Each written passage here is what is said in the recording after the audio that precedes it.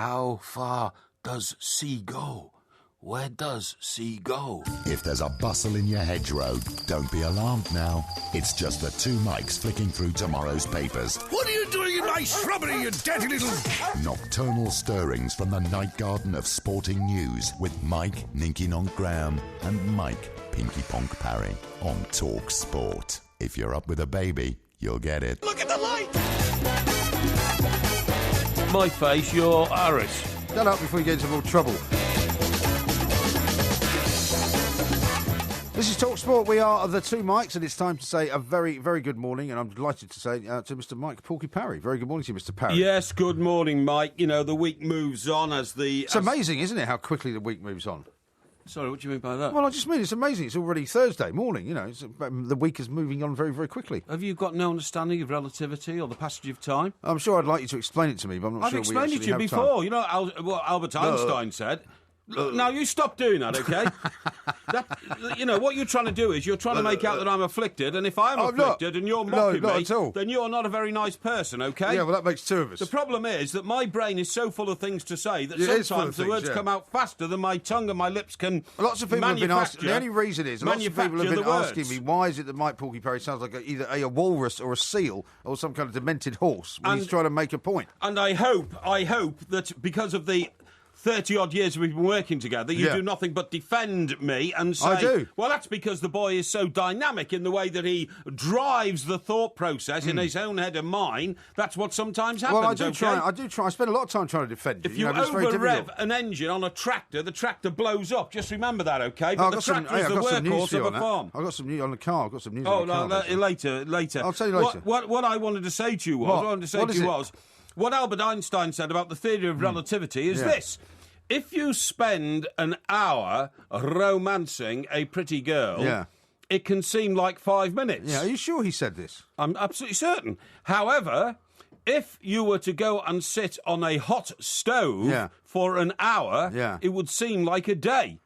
That is the theory of relativity. Isn't it 5 minutes? If you sat on a hot stove for 5 minutes, it would seem like an hour. Yes, that's what I said. No, you said a day. Yes, no. I think you botched it up. No. If you sat on a hot stove for an hour, it would seem like a day. If you hit a woman repeatedly for 5 minutes, if you sit on you'll spend a day in prison. If you sit on a hot stove for 5 minutes, it would seem like an hour. Yeah. Okay, it's the other way around. Yeah. I'm glad you sorted that one out for us. To the hour and 5 minutes. Yeah, it's the hour and 5 minutes theory. Yeah, I think I know what you're talking about. Do you think Arsene Wenger's hoping that he can get back 90 minutes of football that he wished that never happened? You see, the problem is with Arsenal this season is that one great result is sometimes followed by a disastrous result. Well, it often is, isn't it? And I mean, yesterday, all these pundits were saying, of course, Bayern Munich perhaps not as strong as they used to be. Perhaps Arsenal have beaten them in the past over in Germany. They beat them at the Emirates.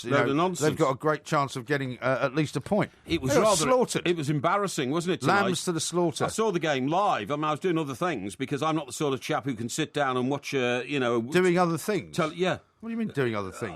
Loads of other things, but I'm not the sort of chap who can sit down. You had it on in the background? No. I can multitask. Can you? I can read, I can watch television, I can use my mobile phone, I can use my laptop all at the same time. Right. Yeah, very good. And when I find that I've got to actually talk to somebody about something, what do? I don't know. I freeze the picture. Oh, do you? Yeah, because with the old new technology now, you can stop it as long as you want, can't you? That's then right. I talk to people. I was actually talking to somebody this evening about the fact... I'm not sure if I should announce this yet. I think it's too soon. I don't know. Everton are playing Bourne-mouth on the 28th of November. That's true, yes. At Bourne-mouth. Yes. And down on the south coast. In the past, of course, I have volunteered to jump off Bournemouth Pier because I made what now seems to be the ridiculous prediction that Bournemouth would never make it into the Premier League. Okay? And your prediction was followed by a promise that if they did make it into the Premier League, you would dive off Bournemouth Pier dressed as a duck. I did indeed. Yeah. Now, the local authorities in Bournemouth are not allowing that. I have, therefore... tried to be conciliatory, and I've come to an agreement with Bournemouth Football Club. Yes. I shall be writing an apology piece in the programme, Bournemouth versus Everton, on the 28th of November. Right. And I've also been invited to the game that day to offer sincere apologies in person to individual fans. Is that right? That's right, yeah. This is massive news, you know. Well, is it? This is massive news, yeah. People have been asking about this, really, ever since you made the promise, and ever since Bournemouth have been promoted. Yes. You know, not a day goes by when somebody on Twitter doesn't say, you know, what's going on with Porky and he's jumping off the pier. And is he going to try and weasel out of it? And I've always defended you and said, no, Porky's not the kind of guy to weasel out of anything. I'm sure he'll do something. The chairman of Bournemouth AFC has kindly invited me to join him for a conciliatory drink in the boardroom after the game. Oh, so you're going for a bit of a sort of what can only be described as a hospitality charabang? No, not at all. I'm going there to pay my dues to the good people of Bournemouth, to the fans of Bournemouth, and to football in general for making an erroneous prediction. Because, of course, the problem is that if you'd waited till next season, you might be too late because they'll be back down in the Championship. I'm not having that sort of talk about Bournemouth Football Club. Bournemouth AFC are they're going down. My family's local club. Yeah, no, they're going back. Many members of my family live down in Bournemouth, and I'm not having that sort of talk. But anyway, folks, if you are a Bournemouth fan, if you know a Bournemouth fan... There you are. For all those people who said that Porky Parry was not a man of his word, exactly. There you are. He's now sorted out the Bournemouth situation. And I'm coming to apologise personally, both in writing... The Bournemouth Ultimatum, as it became known. Both in writing, both verbally on the day, and perhaps even in a little video piece I'll do in advance for the Bournemouth website. And how are you going to apologise to the fans exactly? Will you be addressing them? Yes, I will indeed. Oh, what you mean? So you'll be taking hold of the PA system at some point? I will indeed. Will you? Yes. Okay. Yes. Right. Do you need any protection? No, I don't need protection at all because I've decided to do this and actually do the old mea culpa. Yeah. What does that mean? It basically means you're sorry. Exactly. Yeah. It's the Latin word for... It's as close as you come to an apology. For my regret. Yeah. My regret, that's what it means, mea culpa. Yeah. And it means you're sorry. I mean, that's where the word culpability comes from, of course. Right. My culpability, mea culpa, you see what I mean? It's the first time you've ever admitted to being wrong, isn't it? I'm not. No. What I'm doing is I'm explaining how it became wrong. Yes, that's all. But anyway, that's for another day. Let me talk to you about the Arsenal situation. Yeah, go on. Absolutely dreadful. They got hammered, and I mean hammered. Yeah. I saw the game. Humiliated. But anyway, as I was multitasking tonight and watched that game, I also noticed that Neil Warnock is back in charge at QPR. Isn't that interesting? Now, what's something you and I predicted might happen when we heard he'd gone back in an advisory capacity as football director. You'd have to say, if you're a manager of any football club, Neil Warnock gets hired as a kind of advisor stroke, sort of sleeping giant, Trojan horse, whatever you might want to call it. You're not going to be there for very long, really, are you? I mean, I've got nothing against Neil Warnock. I'm going to enjoy myself, me. Yeah, I'm telling you. I've not come to be the manager, me. Do you know what? I'm going to have a bit of fun, me. I'm really going to enjoy it because a bit of fun, Jill, to the lads, and got to get going. Interesting that also that he's found a club on the west side of London again, because of course that's closest to his journey in, isn't it? His farm in Devon. Yeah. Yes, that's right. Yeah. Well, I mean, I'm sure he's got a place in London and all that, but he just get down and get on the tractor occasionally. Anyway, Neil, congratulations. He's got a great track record, so why wouldn't you want him on board? Of course he has, I totally agree. Unless you're the current manager. The only thing I ever think about when managers go back to try and rescue a club they formerly managed is that maybe the management, the people who hired him, should have thought about, parting company with him in the first place. Yeah, exactly. But, I mean... The people who control clubs change so quickly these days. Yes. You never quite know who's in charge anymore. No, quite. And so for we wish him all the best anyway. And for Jose Mourinho, another stay of execution, right? No, not stay of execution. In my view, look here on one of our internal monitors. There's old Neil giving it large. Yeah. He's looking well, isn't he? What was the name of his book? Because he comes out. It was Forged in Steel. Yeah. No, Steel Town, Steel Man, or something like that. What was it called? I don't know. Yeah, made of steel. I think it's made of steel. Sheffield United's my team. Hey, me. I'm gonna. You know me? Yeah. Hey, me. Right. Well done, Neil. That's excellent. Well done. I say that the result tonight for Jose Mourinho was the start of the comeback. Seriously. It was a hard. Well, that was a question I did ask at the top of the show. Hard-fought victory. 83rd minute, the winner. Yeah. They did have a bit of luck because, of course, the defender for the opposition, the Russian opposition, put through his own net. Again? Hey, who was that again? Who? The team they were playing. Who are you talking about? The team that Chelsea were playing. The Russian team? No, they're not Russian. What? They're not Russian. Who are you talking about? The team Chelsea were playing. The team Chelsea were playing, yes. They're not Russian. What about them? Of course they're not Russian. What are you on about? What's their name? What on earth are you talking about? Why are you getting all funny here? Well, because I don't think you know. Of course I know. They're Dynamo Kiev. They used to be Russian. They used to be Russian. Well, they're from the Russian Empire. They used to be part of the USSR. They're from the Russian Empire. Where are they from now? they're from the Ukraine. Exactly. Because that's Kiev is the capital of the Ukraine. I call them Russian because it's a generic. Well, we're all about being exact on this show. Hang on. The Americas. Yeah. That covers about 30 countries, doesn't it? Well, if you count Central America. Thank you. It doesn't exactly. count South America, though. Well, so I think it does. The point is that Mr. Putin, right, one of the reasons why he's... Was he there? No, he wasn't there, no, because he's not Ukrainian. Oh, okay. And I mean, in fact, there's a big row going on about, who runs Russia and who runs Ukraine. He's not like... The only reason he'd be there is he's the head of a sort of 2-mile-long military army who decided to go and say hello. Yeah. No, what I was going to say is... Yes. What I was going to say is... What were you going to say? Is that I think it's the start of the comeback for Jose. Yeah. And that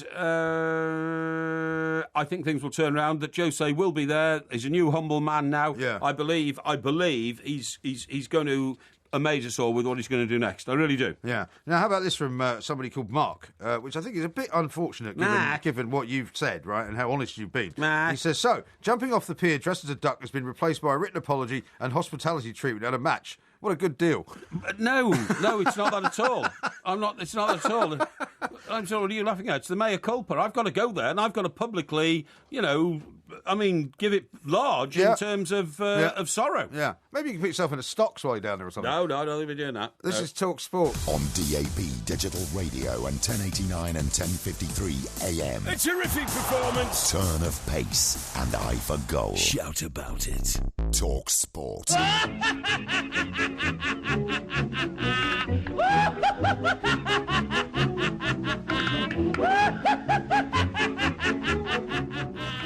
This is Talk Sport, and we are the Two Mites. There will, of course, be a podcast. It's Porkyvision coming up a little bit later on. John Cross, by the way, is coming on in a little while. Well, now, John Cross is a man who's a fantastic journalist, also a big Arsenal fan. Yes. Also, he's just written a book, I believe, about Arsene Wenger, hasn't he? Well, he has, and in fact, I went and helped him peddle a few copies. Well, not peddle a few copies, help a few copies at the Arsenal-Everton game. Yeah.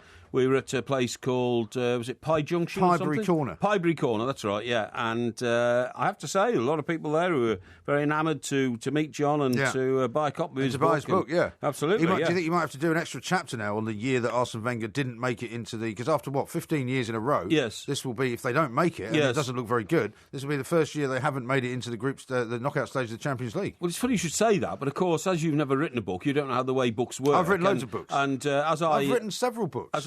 Yes, but you're not one published. No. But as a best-selling author myself, what happens is after about 8 months, the publishers then ring you up and say, look, we're going to put it into paperback. Can you have a couple of Or in your chapters? case, we're going to send you a load of the books back. Do you mind just keeping them in your cupboard for a while? No. Can we have a couple of chapters, please, to freshen up the book in paperback? And that's when you put in the new chapters at the front. Oh. And so did you do that for Rooney Tunes then? We didn't do it for Rooney Tunes, actually, because...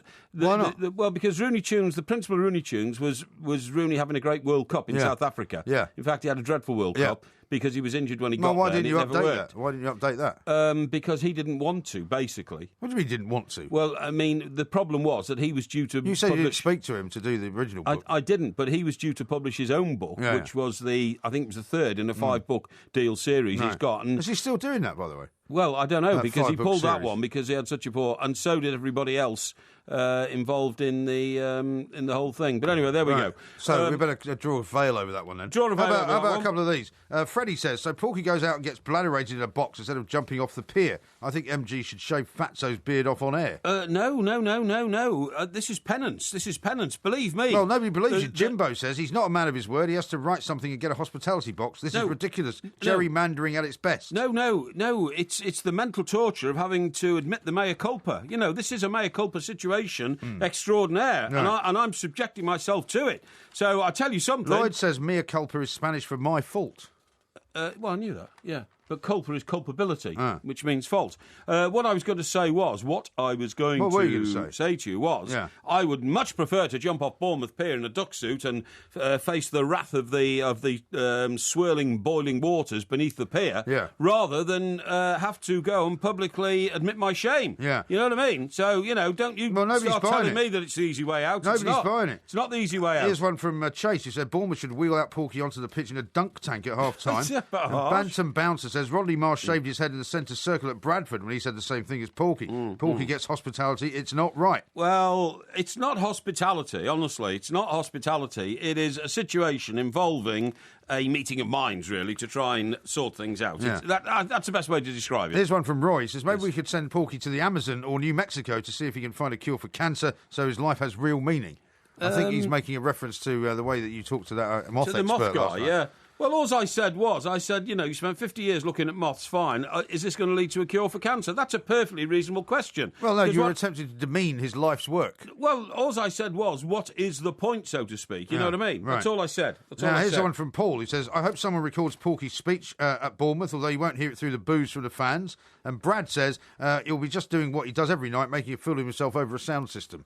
Well, I mean, that's a bit harsh, It is harsh, isn't it? It's very harsh indeed. I'm not sure. Well, to be fair, people have waited a long time for this revelation of what you're going to do to atone for what you said about Bournemouth. To make amends. That's exactly... You see, you got it right now. You've got the measure of it right. To make amends for what turned out to be a bit of a gaffe. Yeah. And the thing is about TalkSport and the way we work here, when we get it wrong, we go out of our way to put it right. And I'm going out of my way to put it right. As Kerno says, Porky's dodged a bullet there from potentially jumping off a pier to quaffing champagne with the chairman of Bournemouth. Well, it's not quite like that. It's not quite like that. It's taken you all this time to figure all this out, hasn't it? No. Look, I won't be quaffing champagne. I don't drink champagne. Situation with champagne is, I mean, as everybody knows, because I've said it many times, only 1/3 of my heart works. Is that right? And therefore, I don't inject champagne bubbles into my blood system because it could be disastrous. Yes. Okay? I see. Yeah. Now, would you like an update on my car? Yes, please, I would. Well, so would the audience, really. Want to know what's happened to the old jalopy? Is it fallen to pieces? Well, no, it hasn't fallen to pieces, but I've finally got some sort of action on exactly what's wrong with it. Yeah, yes. Apparently, inside of a Land Rover, a transmission unit, i.e., you're right, yeah. i.e., the gearbox, there's a total of 5 clutches. 5 clutches? Apparently, there's 5 What size clutches. is the engine? It's about 3 litre. Oh, well, it's a big engine, see. Quite a big engine. It's Right. a very fast engine as Right. well. And apparently 2 of the internal clutches have completely burnt out. Right. I haven't found out exactly why they've burnt out. Well, probably because it's wear and tear. But the good news is that they won't have to completely replace the gearbox. They'll just have to replace the 2 internal clutches, which have burnt out. So we're only talking about a couple of grand here. It's 3.5. 3.5? Yeah. 3.5 grand? Yeah. For the repair? Yeah. You're having me on? I'm not. Well, you said last night that if it got to that sort of sum, you'd probably ditch the car. No, I didn't say what the sum would be. I said if it got to a ridiculous sum, Right. I would consider ditching the car. Yeah. Like all these things, you have to Yes. go, well, what am I getting for 3? If I was just going to ditch the car, Yes. one, I don't even know if I could All sell right, a car. well, my question is this. How many clutches has it got? 5. Right, now, what could happen here, because I do have some knowledge of the mechanics of the internal combustion engine and its transmission system, right? If you replace 2 of the clutches that are burnt out, it means that the new clutches in those 2 particular parts will be so strong, it might then burn out the other 3. Well, I've no idea if that's true. Yes, that could be true. Well, it could be true, but you don't know anything more about cars than I do. Yes, I do. No, No, I know. You don't. I know for a fact that when you replace one part and have a brand new spanking part in, it then puts pressure on the other dodgy parts, which are older, and they could blow as well. Yeah, that's what you've got to watch out for. There's always a risk of that. There's a risk of that. There's always a risk of that. Yeah. How long is this work going to be take to be completed? I'm going to find out tomorrow. I'm not sure. How long do you think? Well, I'm hoping that the car will be done and dusted and ready for me to take it to Birmingham a week on Friday, because I want to drive that car to Birmingham. I don't want to take the other jalopy to Birmingham in case it breaks down. Well, I mean, I tell you something. If you come to Birmingham in the wreck, the one that's parked outside with the holes, with the holes in the bonnet, with the holes in the bonnet, right? I am telling you now, you're not parking it within 200 yards of the theatre. I'm not being seen with you anywhere near that heap. That is demeaning. You know, we're top professional broadcasters. We don't drive around in tin cans. It's not a tin can. Dotted with it's a holes. very expensive like car. That. It's just a bit old. No. It used to be a very expensive car. It's just very, very old. Yeah, well, that's fine. It's actually the one car that works at the moment, you know. So, I mean, I don't know what you're moaning about. Yeah, I'm not having So I'm hopeful that I'll get the car back within, if not by the end of this week, by early part of next week. Well, I don't know. Anyway, once again, thanks for your sympathy. Don't know if it's worth having back, really, mate. Yeah, well, I mean, I did think about that, but I mean, when you think about £3.5 grand, I don't know what a car which doesn't have a transmission is worth, right? Probably not very much. No, nothing. And if I was to take the £3.5 grand and go and buy another car, for £3.5 grand, Yeah. I'd probably get something more akin to the 10-year-old Mercedes M-Class. The jalopy that you've already got, or a much older Land Rover. Dear me. So I don't think there's any point in that. You've got a problem, haven't you, pal? I haven't got a problem at all. It's all about, Can you organise your life properly? My life is very well organised. Instead of spending £70 on a bottle of champagne, on a regular basis, put it in a little glass jar. The last one I bought was only 65. Put it on. Yeah, there you go. You see, trying to make light of it again. Put it in a jar on top of your fireplace, and save up to pay for the repairs for your cars, which are going to come on a regular basis because you always buy heaps of junk. Yeah. How's your new £65,000 car coming along? It's almost ready. Or is it 43,000? It's 43 actually. Yeah. Keep saying it's 65. It's not, but it's almost ready. Is it? Yeah, almost ready. Really? Yep. What are they doing to it? Well, it's been brought from Germany, and it's having I specified specific wheels, so it's having the wheels put on, and it runs better with the wheels. Specific wheels? Absolutely. And it will be delivered shortly. Right. Have you got 2 small ones at the front and 2 big ones at the back? No, you idiot. This is Talk Sport. Coming up next, John Cross, the big Arsenal fan. Inspire the next generation of young fans and celebrate the spirit of the game on Talk Sport with Barclays. Don't miss the warm-up and call Collymore this weekend when one lucky youngster will win tickets to their first ever Barclays Premier League game. Plus, keep listening to Talk Sport next week for your chance to get your hands on incredible big match tickets for you and a young fan. Win an unforgettable experience that will last a lifetime. Play first games on Talk Sport with Barclays, championing the true spirit of the game. For full terms and conditions, go to talksport.com/competitions. This is the unique go-kart feeling of a turbocharged Mini Cooper 5-door hatch. And this is how it feels knowing that you got it for just £189 a month, plus initial rental. Book a test drive at your nearest Mini Centre or mini.co.uk/turbo.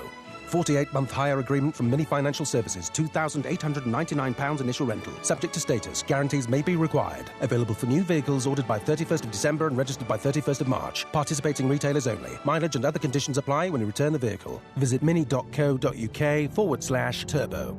Asper Super Casino Westfield welcomes over 1.5 million visitors every year. With over 150 slot machines. We've a huge 400-seat poker room. Open 24/7 with free membership too. Win £100,000 throughout October and November, including a £5,000 weekly prize. Asper's Casino at Westfield Stratford. So that's why they call it Super. Terms apply. Details at asperstratford.co.uk. Over 18s, play responsibly, gambleaware.co.uk. The following offer applies to new Mercedes-Benz SUVs ordered between the 2nd and the 8th of November 2015. 3 years free servicing is based on 3 services over 36 months. No cash alternative. When you buy a brand new Mercedes-Benz SUV, your first 3 years of servicing are taken care of for free. So, while you're on your 3 camping trips, your dozens of takeaway pickups, they forgot the poppadoms, or your hundreds of school runs. Daddy, why is that cow climbing on his friend? You can rest assured that your Mercedes-Benz SUV will be running like it's brand new,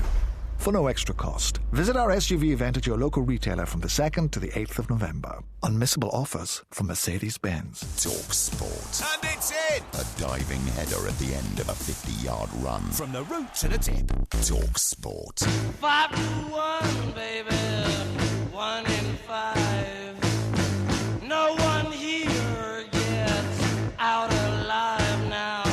Thiago with the ball. Lewandowski! He gives Bayern Munich the lead. It's not from Müller. It's 2-0. Lewandowski did the rest, and here comes Alaba. Oh my word, it's 3. Alaba making an overlap into the area left-hand side. Pulls it back for Robert. His first touch is to score. Suddenly it's Douglas Costa bursting through. Couple of challenges, feeds it to Thomas Müller, into the area. Müller! Never missing. Bayern Munich 5, Arsenal 1. Got the numbers.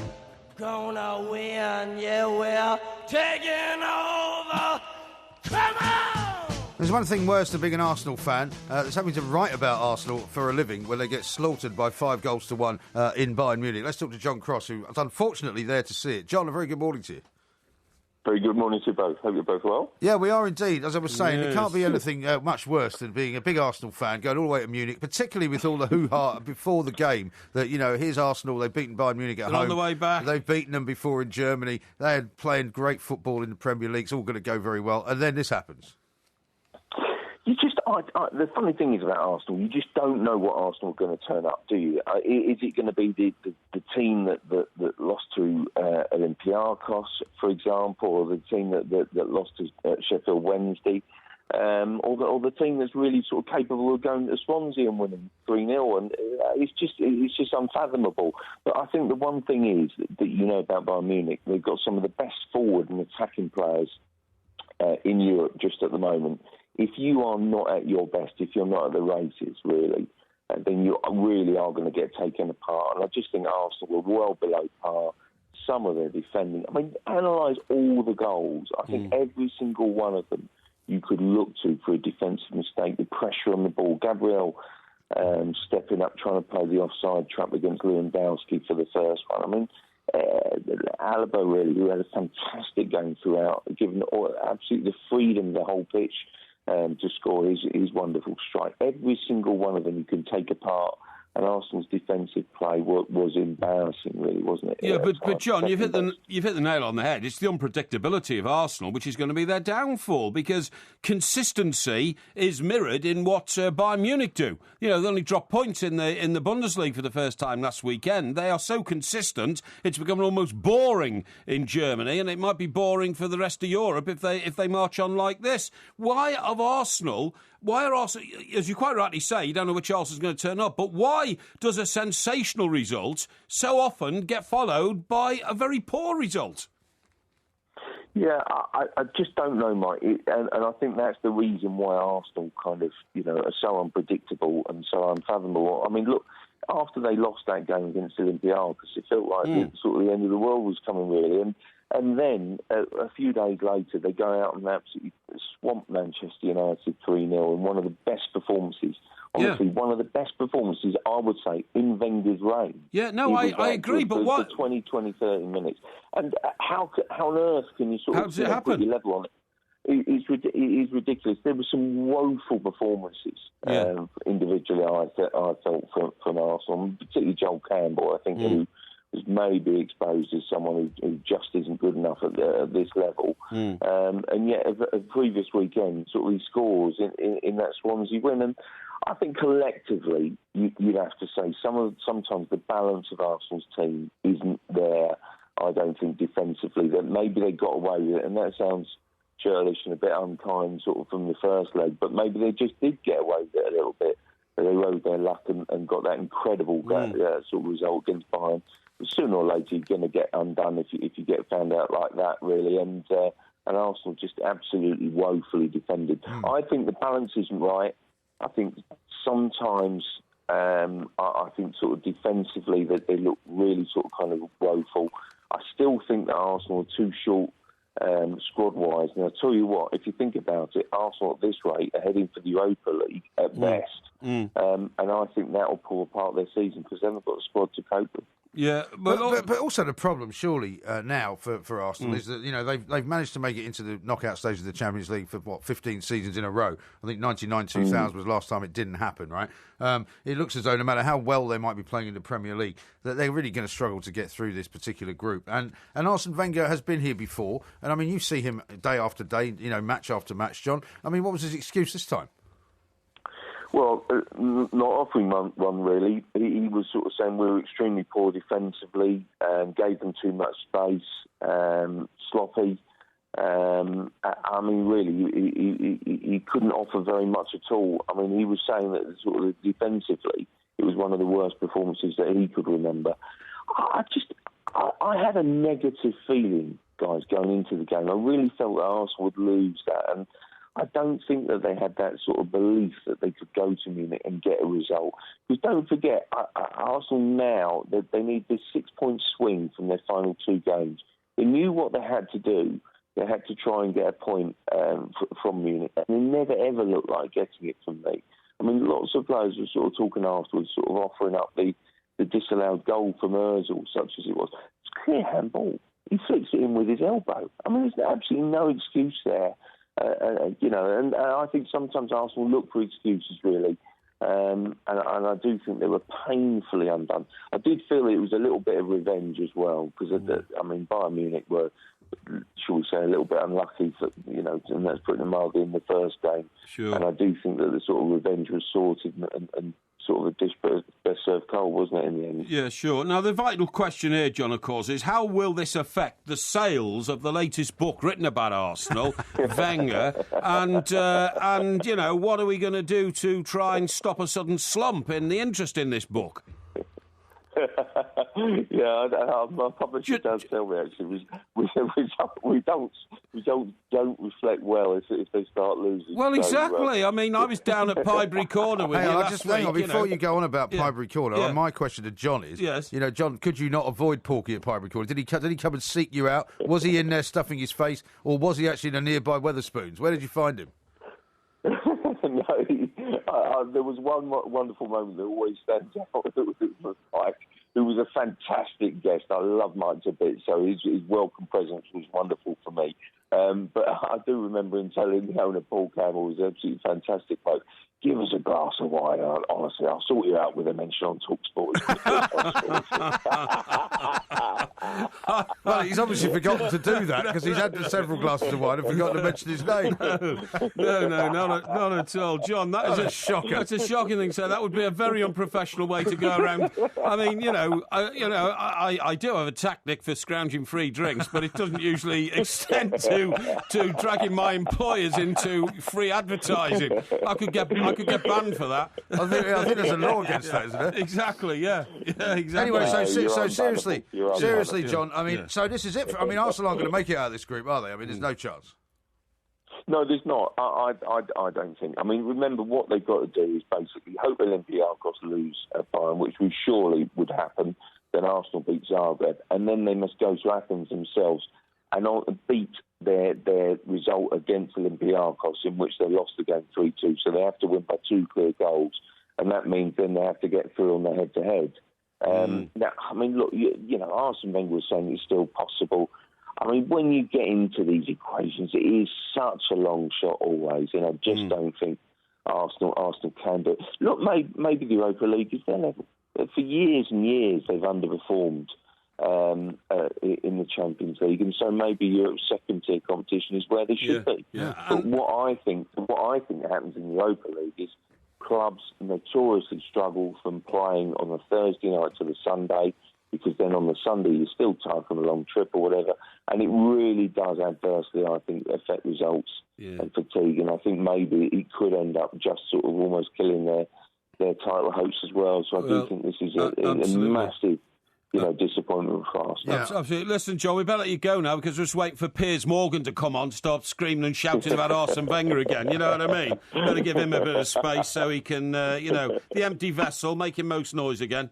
Why are you having to go at Piers Morgan? I'm having to go at Piers, but I mean, it doesn't take much encouragement for Piers, does it? Start demanding that Wenger steps down. Don't worry, Piers has promised to come on and answer your previous times you had to go at him. But, John, listen, have a safe flight back from Munich. Thank you very much, John. Thank you. John Cross there, Daily Mirror correspondent, of course, out there following his beloved Arsenal getting slaughtered in Bayern Munich. You see, I'm not sure that you should be emphasising this. What? Well, John Cross is a professional journalist, right, who writes for the Daily Mirror and who has a completely independent mind when it comes to covering football matches. I'm not saying he doesn't. But you keep saying, a devoted Arsenal fan. He is a massive Arsenal fan. Now, you are casting aspersions on John's professional judgment. Absolutely not. You're trying to say That's not true. that he goes easy on Arsenal because he's a big Arsenal fan. That's not what I'm saying. That is a disgraceful professional slur. Not at all what I'm saying. It is what you're saying. No, it's like me saying that you're biased towards Everton, and clearly everybody knows that you're not. Yeah, exactly. That's what I mean. Because we're journalists and we're not biased. Absolutely, that's what I'm saying. I think it's terrible to tar people with that sort of brush. Anyway, I'm going to find out some bias. more. The brush of bias. I'm going to find out some more about Pinebury Gate coming up later on. I'm going to let you over that one. This is Talk Sport. Talk Sport. Loyalty, fearlessness, ferocious determination, and indefatigable spirit. Do-de-do-da-day. Sport. We are the two Mikes. There will be a podcast coming out a little bit later on, of course, and it is time for Porkyvision coming up a little bit later on, which I'm quite excited about. Got a lot of reaction to your Bourne-mouth scenario still. Oh, yes. Here's one but you've misrepresented me terribly. No. I decided to tell the truth and be open about it. Now you're twisting it. I'm not twisting it. Tom says this. It's a cop-out, Porky. Porky is not a man of his word. He's going to pay his penance by going to AFCB and getting bladdered. Oh, no. That's what it says. I wouldn't do that. I have too much respect for the club. And here's one from Rob, who says, AFC Bournemouth versus Everton, prepare to be booed and abused. #cherrymandering. Oh, well, cherrymandering. I love that. That's very good indeed. That's a bit harsh, isn't it? Come on, I'm actually showing my face in the place. I mean, I could have run away and hidden and not upfronted myself and all this kind of stuff. I don't think you could have got away with that. So anyway, so far on the show, what we've established is that you've now done a deal with Bournemouth, some kind of backhanded sort of, round the corner deal. Not at all. So instead of jumping into some cold, icy water dressed as a duck from a great height off Bournemouth Pier, instead of that, you're going to write something in Bournemouth's programme. Yes, that's right. You're going to have a champagne reception with the chairman. No, I didn't say that. And you're going to wander out on the pitch at some point or other when everybody's gone and make some statement. No. I'm going there for the mea culpa to give penance. Right. Okay. So exactly what form will the penance take? Well,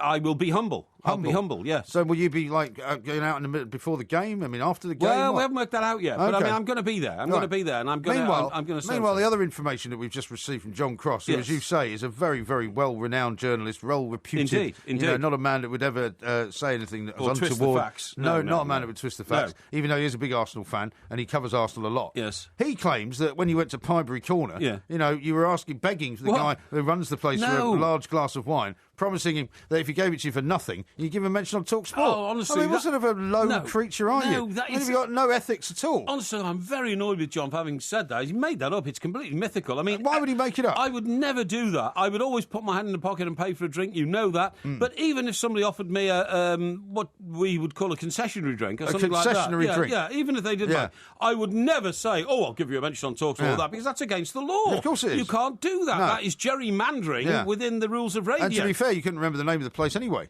Of course I could. You didn't call it Pinebury Corner, you called it something else. Oh, I did. I said Pie Mountain or something. Something like that. Anyway, look. It's just the way you generally conduct yourself. No, we don't need to talk about this. We need to explain to the audience now. You'd like to draw a veil over it now. Why did we play the Beatles song I Feel Fine? Why did we? Well, to start off with... I don't feel fine. Some say it had the greatest opening chord ever, that long note, you know what I mean? Yeah. Dum, bum, bum, bum, bum, bum, bum. But anyway, the reason we're playing it is because I have discovered... What my family are going to buy me for Christmas is going to be a box set of the Beatles videos. Right. And there are... Hang on, how many are there? 1, 2, 3, 4, 5, 6, 7. 4, 7 to 28. 28 videos of Beatles' #1 hits that were either #1 in this country or the USA or both. Well, these are all videos? They're all videos. So how many videos are there? They're not very long videos, but because remember, the first one, Love Me Do, Love Me Do, was recorded in 1962. Yeah. And there wasn't much in the way of camera work around in those days. But it goes... But also the songs weren't particularly long, were they? Probably less than 3 minutes. Yeah, but most of it is just maybe a 20 or 30 second snatch of them playing it on stage or something like that. You see what I mean? Like, for instance... So it's not a video of the whole song? No, it's not. Like, for instance, the one... So what is it, a box set of clips? Yes, basically. Really? I mean, why would you want that? Well, you get the records with them, you get the CDs, but you also get... You've already got all the music. Well, you get it again, but you get it with the... Some of them are 2 or 3 minutes long, but, for instance, the one... involving, I think it might be She Loves You or one of those, comes off a Swedish TV programme. Oh, yeah. The one of Can't Buy Me Love, let me have a look at this. It was amongst a medley of hits with Cilla Black at the Cavern Club. Yeah. And one of them, and I can't remember which one it was now, was just a snatch from the Royal Variety performance when the Beatles stood... Oh, that was From Me to You. With Love From Me to You, 63, from the Royal Variety show. Lennon famously told guests, will the people in the cheaper seats please clap their hands, and the rest of you just rattle your jewellery. That was the famous quote from him, remember? So, I mean, if you're just getting a sort of a hodgepodge of a few video clips being put together, that doesn't sound like a very good present. Oh, no, it is. It's brilliant because it's very historic stuff. But, I mean, for instance, you get the full version of Help, because that was in the film Help. You get the full version of We Can Work It Out, which is a theme tune we use for our live shows, isn't it? And Paperback Writer. Well, sometimes. Yeah, and that kind of stuff. The one that's most intriguing is Penny Lane. Yeah. because I don't know if you've seen it, but it's set in Knoll Park in Kent. Is it? And it's got the bizarre sight of the Fab Four riding round on white horses with full hunting gear on, and nobody quite knows why they did it, and even they don't. They were just asked to do it on the day. Yeah, I don't think I've actually heard of that. Seen it. I mean, you get a full version of All You Need Is Love, filmed in number 1 studio at Abbey Road. You get the full version of, which one? Hey Jude on the roof, you know. Right. Remember that one, obviously? So there's something you haven't really seen before. Sorry. Hey Jude in the studio and Get Back on the Roof. Yeah. Get the full version of the Ballad of John and Yoko. Oh, no, but it's such historic stuff, isn't it? I mean, I'm going to buy 2 of them at least. Well, you said you're going to get it as a present, though. Well, I will, and I'll buy another one because... Why? Why do you need 2 copies of it? Well, in case, I've got 2 homes, so I'd like to be able to have it available to play. Sorry, what's the problem? That is ridiculous. Why? So you want to have 2 copies of it? Yes. Just in case you forget to take it with you? You don't take things with you from one home to another, because why would you be wanting to cart stuff around all the time? So two copies of everything, then? I've got 2 of everything, yeah. What, so if you've got, say, a copy of Top Gun in your house in Surrey, yes, you've also got a copy of it down in Portsmouth? Portsmouth? Well, not necessarily, but I mean, I've got a collection of about, I would say...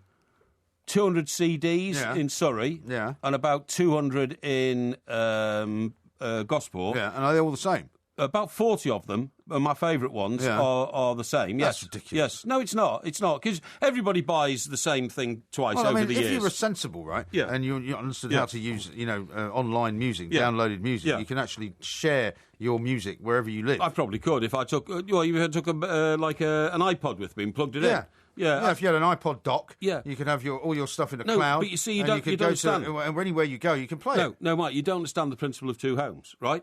The principle of 2 homes is this. When I leave the studios here in Waterloo, I can walk to Waterloo Station and I can either get a train to Surrey and go and open the door to my house there, or I can get on a train to Portsmouth Harbour and open the door to my house there. Yeah. And what I want... So you carry 2 sets of keys with you at all times? I do, actually. Yeah. But what I'm saying is, I don't want to carry anything else with me. I want to make sure that whenever I go into one home or the other... you carry a phone with you? Sorry? You carry a phone with you? Of course I carry a phone with me, Well, a phone can be the device that has all your music on it. What?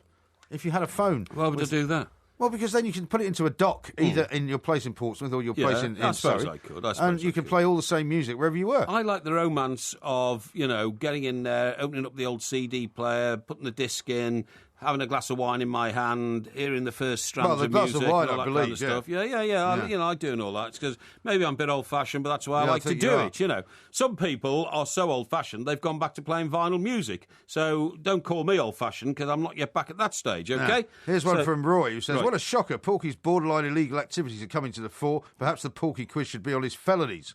I think not, and they're not borderline illegal activities. They are whipped up by ne'er-do-gooders like John Cross, the correspondent of the Mirror. I thought you said he was one of the most reliable correspondents of all time. Well, he is when he's writing about football and stuff, but when it comes to his recollection of me... By the way, that's a nice reward to me, isn't it, from him, for helping him to promote his book, and talking... Well, I mean, he's never been known to tell a lie, this man. Talking to people on the sidewalk and saying, hey, come in here and have a look at John's book, look, it's Wenger book and all that kind of stuff, Yeah, he stitched you up there, hasn't he? He does stitch me up there, and I tell you what, I'll be having words with him. There's one from Becky. So Porky's penance for his Bourne-mouth forfeit is now 3 invites to the match, article in the programme, and a meal of humble pie. I think there's also an interview with the local newspaper, the Bourne-mouth Echo. Oh, yeah? Yes, I think they want to talk to me about it. You're going to do something something in the Bourne-mouth Echo? Yes.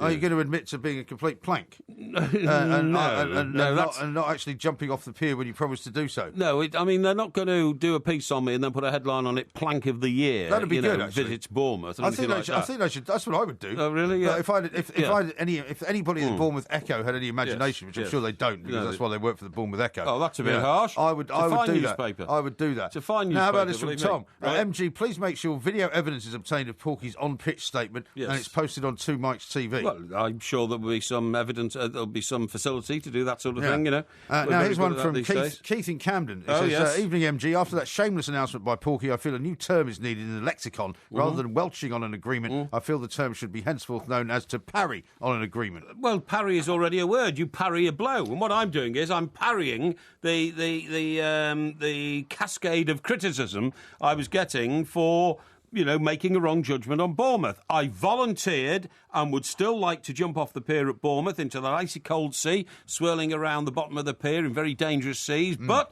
I'm not allowed to do it, so I'm doing the next best thing. Mea culpa. Getting a free lunch. Mea culpa. Absolutely extraordinary. Mea culpa. Chris in Nottingham says, Mr. Graham, Mike Parry, the only man whose byword is not for knowledge as his is limited. You deserve a medal for working with such a clueless, arrogant, ignorant oaf.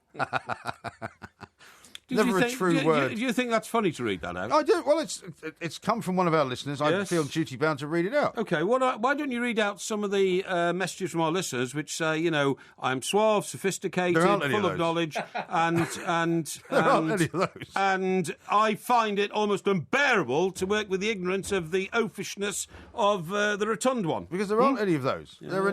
There are no positives coming in whatsoever. I'm just going to go outside and arrange for a few of those. Maybe you can nip out and see if you can get yourself a free glass of wine from some guy walking past while the news is on. What a ridiculous statement. If you want some fresh hot dough balls served up with a little garlic butter, what's the first name to pop into your head? Yes, that's right, it's Velux. If you want to go see that band you like, you know, the one you play killer air guitar along to, who'd be your go-to guys for tickets? Of course, that would be Velux. And if you want to wriggle your tootsies in the golden sands of your favourite Canary Island, then who? You're ahead of me. It's Velux, naturally. During the Velux 90 Days of Rewards, when you buy selected roof window products, you get rewards to spend with Pizza Express, Ticketmaster, Thomas Cook and more. Sign up now at velux.co.uk/90days. Terms and conditions apply. The BMW i3. It's not just an electric car. It's an electric car that drives like a BMW. Rentals from £299 per month. Discover more at bmw.co.uk/i3. £3,699 initial rental, 36-month hire agreement from BMW Financial Services, subject to status and availability for new vehicles ordered before 31st of December 2015 and registered by 31st of March 2016. UK only, guarantees may be required. Mileage and other conditions apply when you return the vehicle. Find more hiding spaces. Asda's big brand toy sale is now on. Over 100 toys, including Frozen, Barbie, Avengers and Lego, are now up to half price. Because it's Christmas. Asda. Save money, live better. Higher prices charged in a minimum of 59 stores. Selected stores and availability. Do you have a long-term health condition? If you get flu on top of your illness, it can be really serious. But you can help protect yourself from the risk of complications, like pneumonia. Your flu jab is free, and you really should have had it by now, because you need it. So take up the offer from your GP straight away. NHS, we're here to help you stay well this winter. Don't phone your mother. Phone Talk Sport. Football on DAB Digital Radio and 1089 and 1053 AM. Atletico Radio. Talk Sport.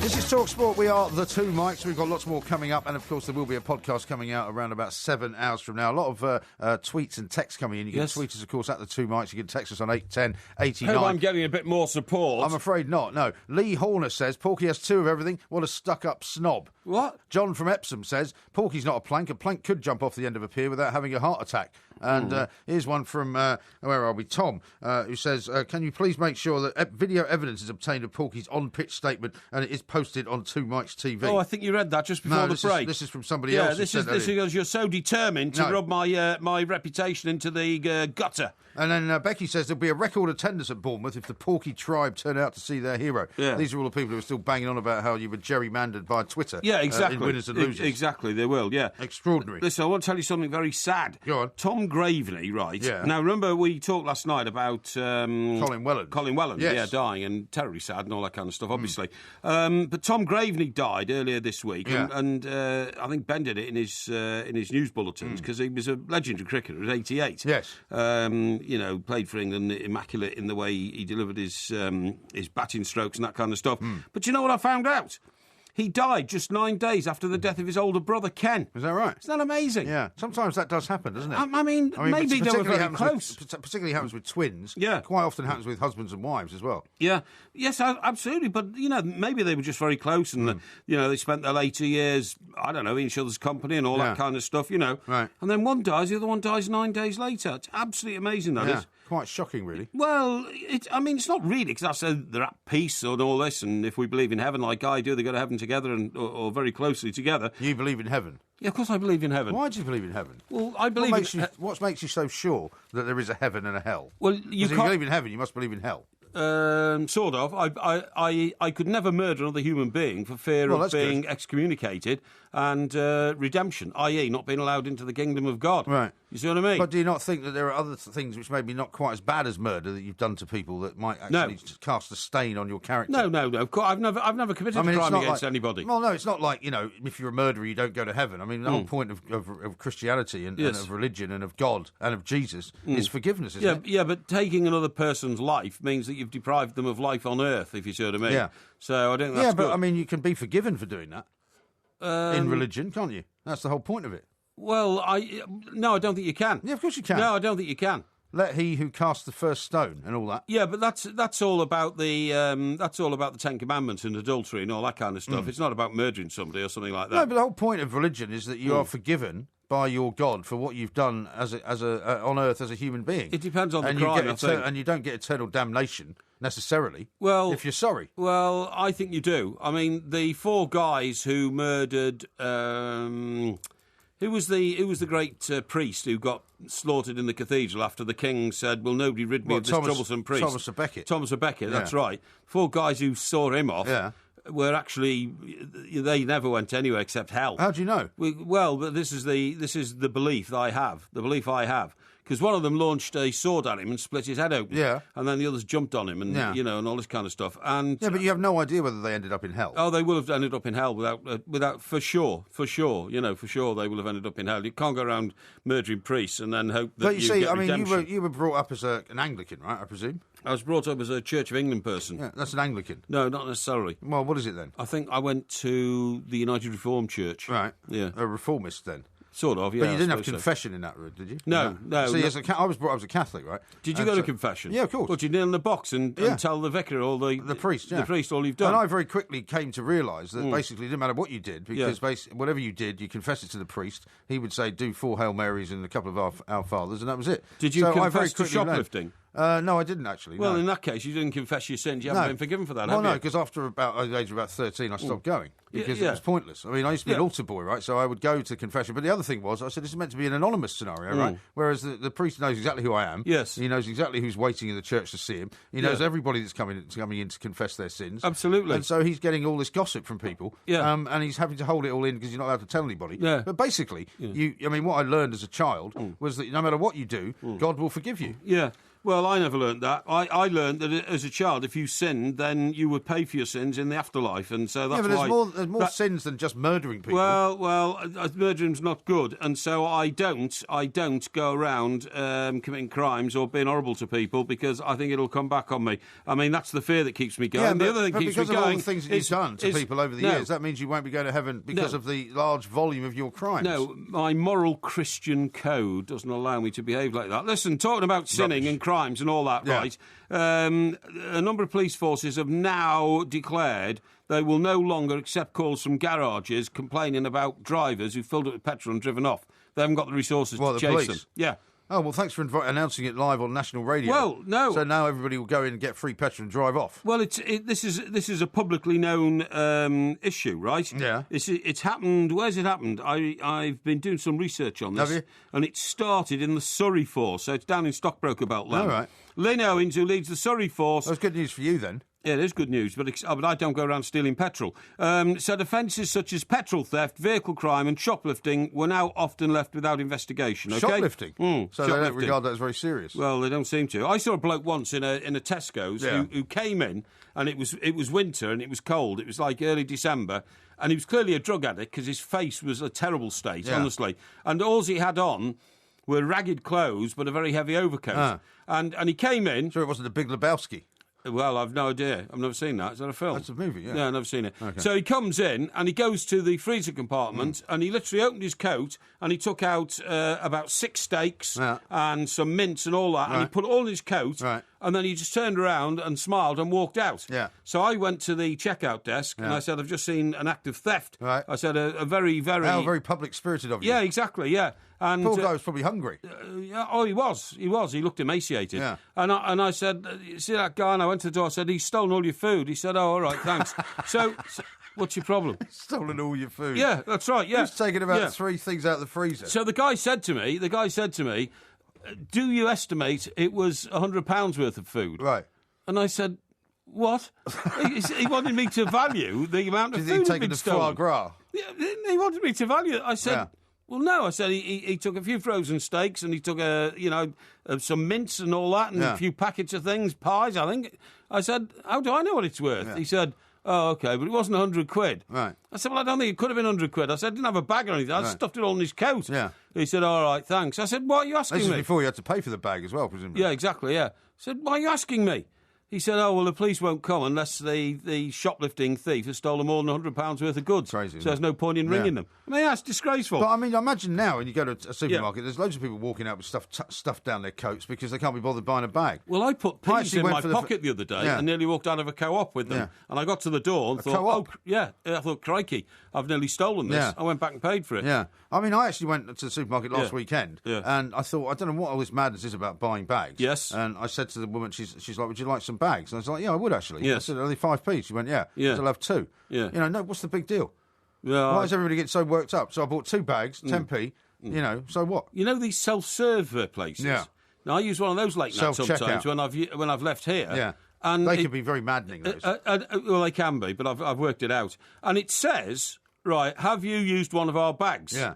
And I always go, no. Or have you brought your own bags, it usually says. Yeah, have you brought your own bag? Yeah. Or have you taken a bag? No. And then when I've paid for it all, I then simply take an orange bag to Sainsbury's, right? You're supposed to pay for them. I don't pay for it, and I put all my stuff in it. Yeah? That's another theft. And nobody's going to chase me down the street. That's another theft. Now, listen. That's a 5p theft. Yeah, don't worry about it. Now, I've been thinking about... See the time, by the way. Listen, I've been thinking about the petrol theft. Yeah. I've got a great idea. Go on.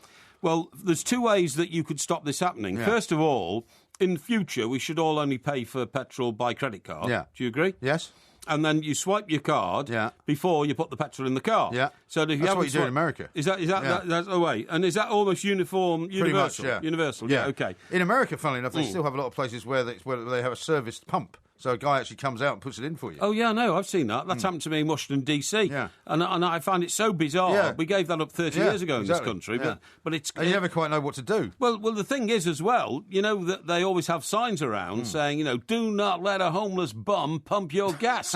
because the homeless bums hang around, don't they, outside the gas station. Well, because they're hoping that you might give them some money. They run off. Well, that's right. But they say, don't go out your car, sir. You know, when it's very cold in Washington, D.C., it's about -40. Yeah. I will pump your gas for you, sir. And they don't ask you for any money until they pumped it, and then they expect you to give them $10. Yeah, I know, yeah. Anyway, I've thought of a way to... I haven't got any more time now. No, just very quickly. Why don't you tell me afterwards? No, I'll tell you now. All right. What they should do is, the car that drives off with the petrol that's not been paid for... what the petrol station should have is a zapper button. Yeah. Walk out on the forecourt, point the zapper button at the car, and blow the car up. That's a great idea. It is a great idea. On a petrol station forecourt. So you can create a massive, crazy fire. When it's driven off the forecourt, it's in the road disappearing. You can have a zapper button, and you can say, it's that car, you point and bang. And what the petrol companies need to do is put a special element in the petrol which responds to the zapper button, and boom. Well, like a detonator. Yeah, exactly, yeah. That's the most ridiculous thing you've ever said. It's not at all. No, I thought you might be going to be slightly less kind of draconian than that. No. If the thieves want to steal your petrol, put it in their car, blow their car up. What you could do is instead have some kind of a packet of sugar or something which you could explode, and that would render the petrol useless. No, that'd be ridiculous. And then the car would just grind to a halt. Well, and then they'd probably stolen. The car's probably stolen. They'd get out and they'd just walk off or run away. No, give them a bit of heat, literally, about what it's like to deprive people of their money. Well, you don't want to kill them, though. Anyway, we're running way over time. We're running way over time. Absolutely unbelievable. Here's Mike Parry. I'm Mike Graham. We are the 2 Mikes. Loads more coming up. Talk Sport on DAB Digital Radio and 1089 and 1053 AM. The enduring home of football. It's modern radio, only better. Talk Sport. So before we go, do it all again. You better catch your own train. This is Talk Sport. We are the two Mikes. Coming up in this hour, we're going to be talking to a zombie expert. Because there's a lot of talk about zombies going on. There's a couple of new movies out. It's a fantastic tweet has just been sent in at the two Mikes by Woodenhead, who says who's put a fantastic picture of a car on fire. The caption says, "Oh damn, I forgot to pay for my petrol." Yes, you see, as usual, people always take me literally in this sort of thing. What I'm saying is there should be somebody terrant to somebody driving away from a petrol station and not paying for their petrol, and that should be some indication of the fact that we know you're a thief and you're stealing it. Yeah. And one way would be definitely to put something in the petrol which would then self-ignite or something like that. Yeah. I can't see the problem with that. Todd says, how about a barrier? Collect coin to open it on payment. Simple. And then Dan in Gloucestershire says the same. Hi, Mr. Parry. Certain retailers are working on a barrier system linked with customers' number plates which will release the vehicle from the forecourt only when they have paid, similar to car parks. What do you mean a barrier? Well, like a barrier that goes up and down, like in car parks. Oh, I see. Like when you're going through a toll and you put the money in and then the barrier lifts up. Yeah. Or like when you go into a paid car park, yes, it won't let you out until exactly. You put your ticket in, which shows that you've actually paid. Oh, no, I see. Yeah. It's not very difficult, is it? That's that'll blow people up. No, well, I'm using that as an example that we've got to try harder to stop people driving around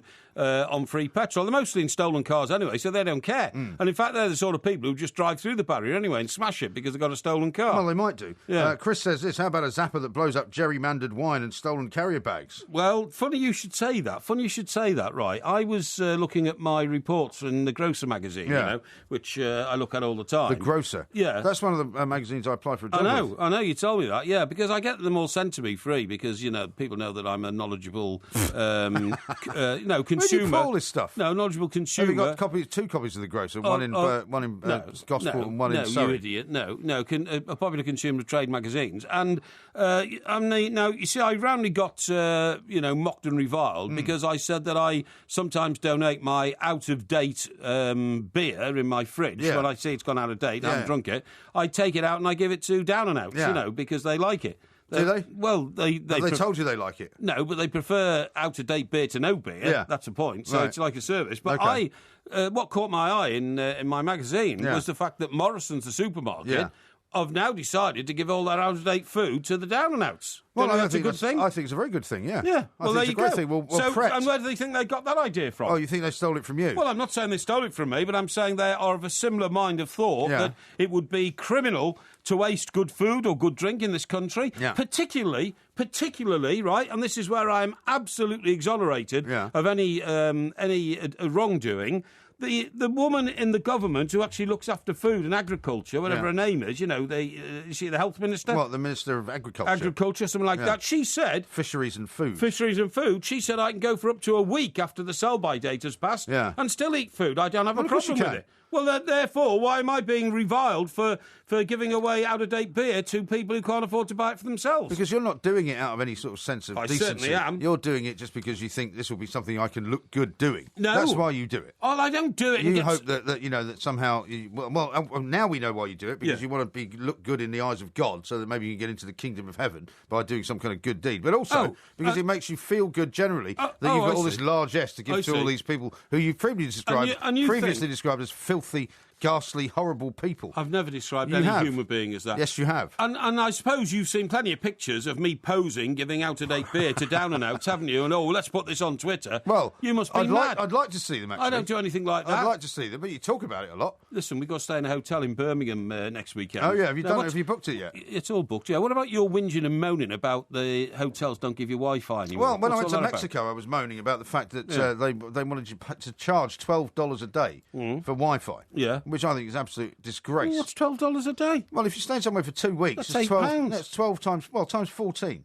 8 times 14, 8 tens are 80, 8 fours are 32, £112. All right, times 2. What, on top of a holiday you'd already paid many thousands of pounds for? Exactly, and then if you've got 2 rooms, double that. Well, you don't need it in 2 rooms, do you? Of course you do. No, you don't. You need to register if you want to use it on more than one device, because this is for one device. Now, bearing in mind that I've got an iPhone, I've got an iPad. Yeah. My other half's got an iPhone. My kids have got iPads. If you buy one lot of Wi-Fi, which is going to cost you 100 odd quid for the 2 week period, right? You're only going to be able to use it on the one thing. So what's going to happen in our hotel in Birmingham this weekend? Well, I don't know. I don't know whether we've got free Wi-Fi in our hotel. I read but there are some places who are trying to jam Wi-Fi to people so that people can't actually use inside their own the Wi-Fi. hotel. Yeah, because I guess this is what they did in Mexico, right? Because if you've got an iPhone, you can also create a hotspot, which means that you can actually use your downloaded data, which is the mobile data, and you can create a hotspot so you can have Wi-Fi for lots of different things, right? So if you, for example, could buy one Wi-Fi for one device, you could then share that with all the others. Okay, they jammed that; you couldn't do it. Now, you see, I don't understand this, because when I first moved into my penthouse in Goshport, I used to take my laptop down there, and before I'd even organised an internet, a BT Bad Boy, whatever it's called, you know what I mean? BT what? They're called Bad Boys, aren't they? Are they? There's this advert on telly, and they all these guys in the flat I don't think refer it's to called the a Bad Boy. Yeah, no, that's not what it's called. Whatever, That's what they refer to it as. You know the advert I'm talking about, before I even bothered getting one, for months and months and months, I could use my laptop and get connected, and eventually somebody said to me, "Oh, well, that must be the neighbour next door," or something like that. You're using theirs. So you were stealing somebody's Wi-Fi? I was, yeah. So that's it. There's no end to it. No, but it's perfectly legal. No, it's not. It is perfectly legal. Well, if he's stupid enough to have his Wi-Fi unprotected by a password... well, is that what it is? Yeah, because if you protect your Wi-Fi with a password, when you find somebody else's Wi-Fi, when your machine is looking for Wi-Fi, that's right, it comes up with BT Hub this and that's right, Sky that's that right, and all absolutely, that, and you see it, but it's always got a little padlock next to it. Right. That means it's somebody else's, you can't get into it because it's got a password. Well, I hope mine's protected now. I don't want anybody stealing mine. Well, somebody might... Oh, you don't mind you stealing somebody else's? Well, I wasn't stealing it. I was just using it. No, you were stealing it. No, I wasn't stealing it. It's illegal. It wasn't costing them anything more. Yeah, but it's illegal for you to do that. Ah, rubbish. It's not my fault they beam it into my house, is it? Well, why would you worry if somebody used yours then if it's free? Well, because I think that's taking advantage, I mean, but it's all right for you to take advantage of somebody else. Yeah, but you see... That's typical of you. Yeah, but I'm a clean-living, straightforward sort of a chap. What, are you worried somebody might be downloading some horrendous porn on it or something? Exactly. Then your neighbour, the policeman, will come round and go, oi. Yeah, maybe it was the coppers' Wi-Fi you were stealing. Maybe it was, I don't know.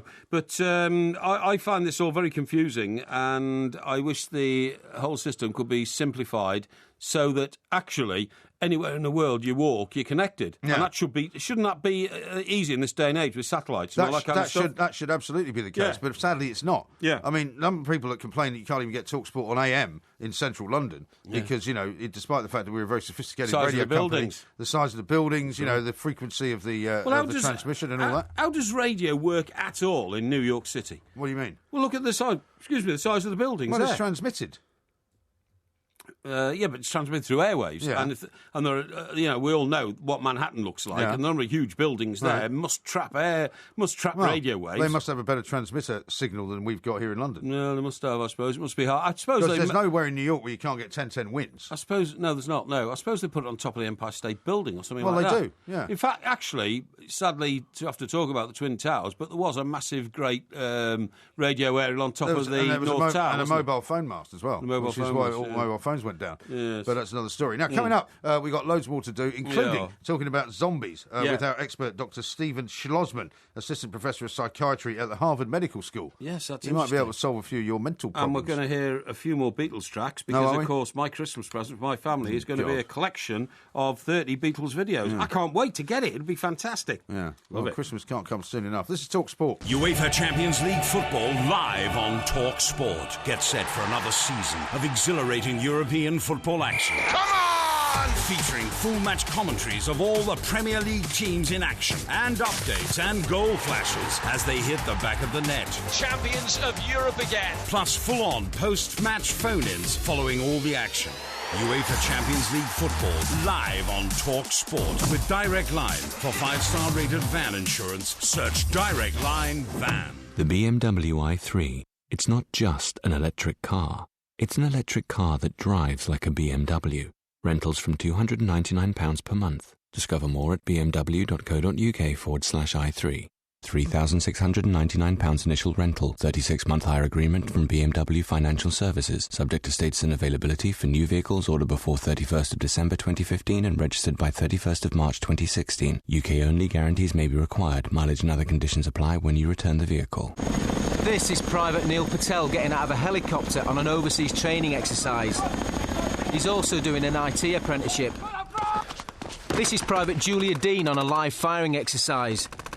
She's also completing an apprenticeship in engineering. With an army apprenticeship, you get paid to be a soldier while learning practical skills. The Army is the largest provider of apprenticeships in the UK.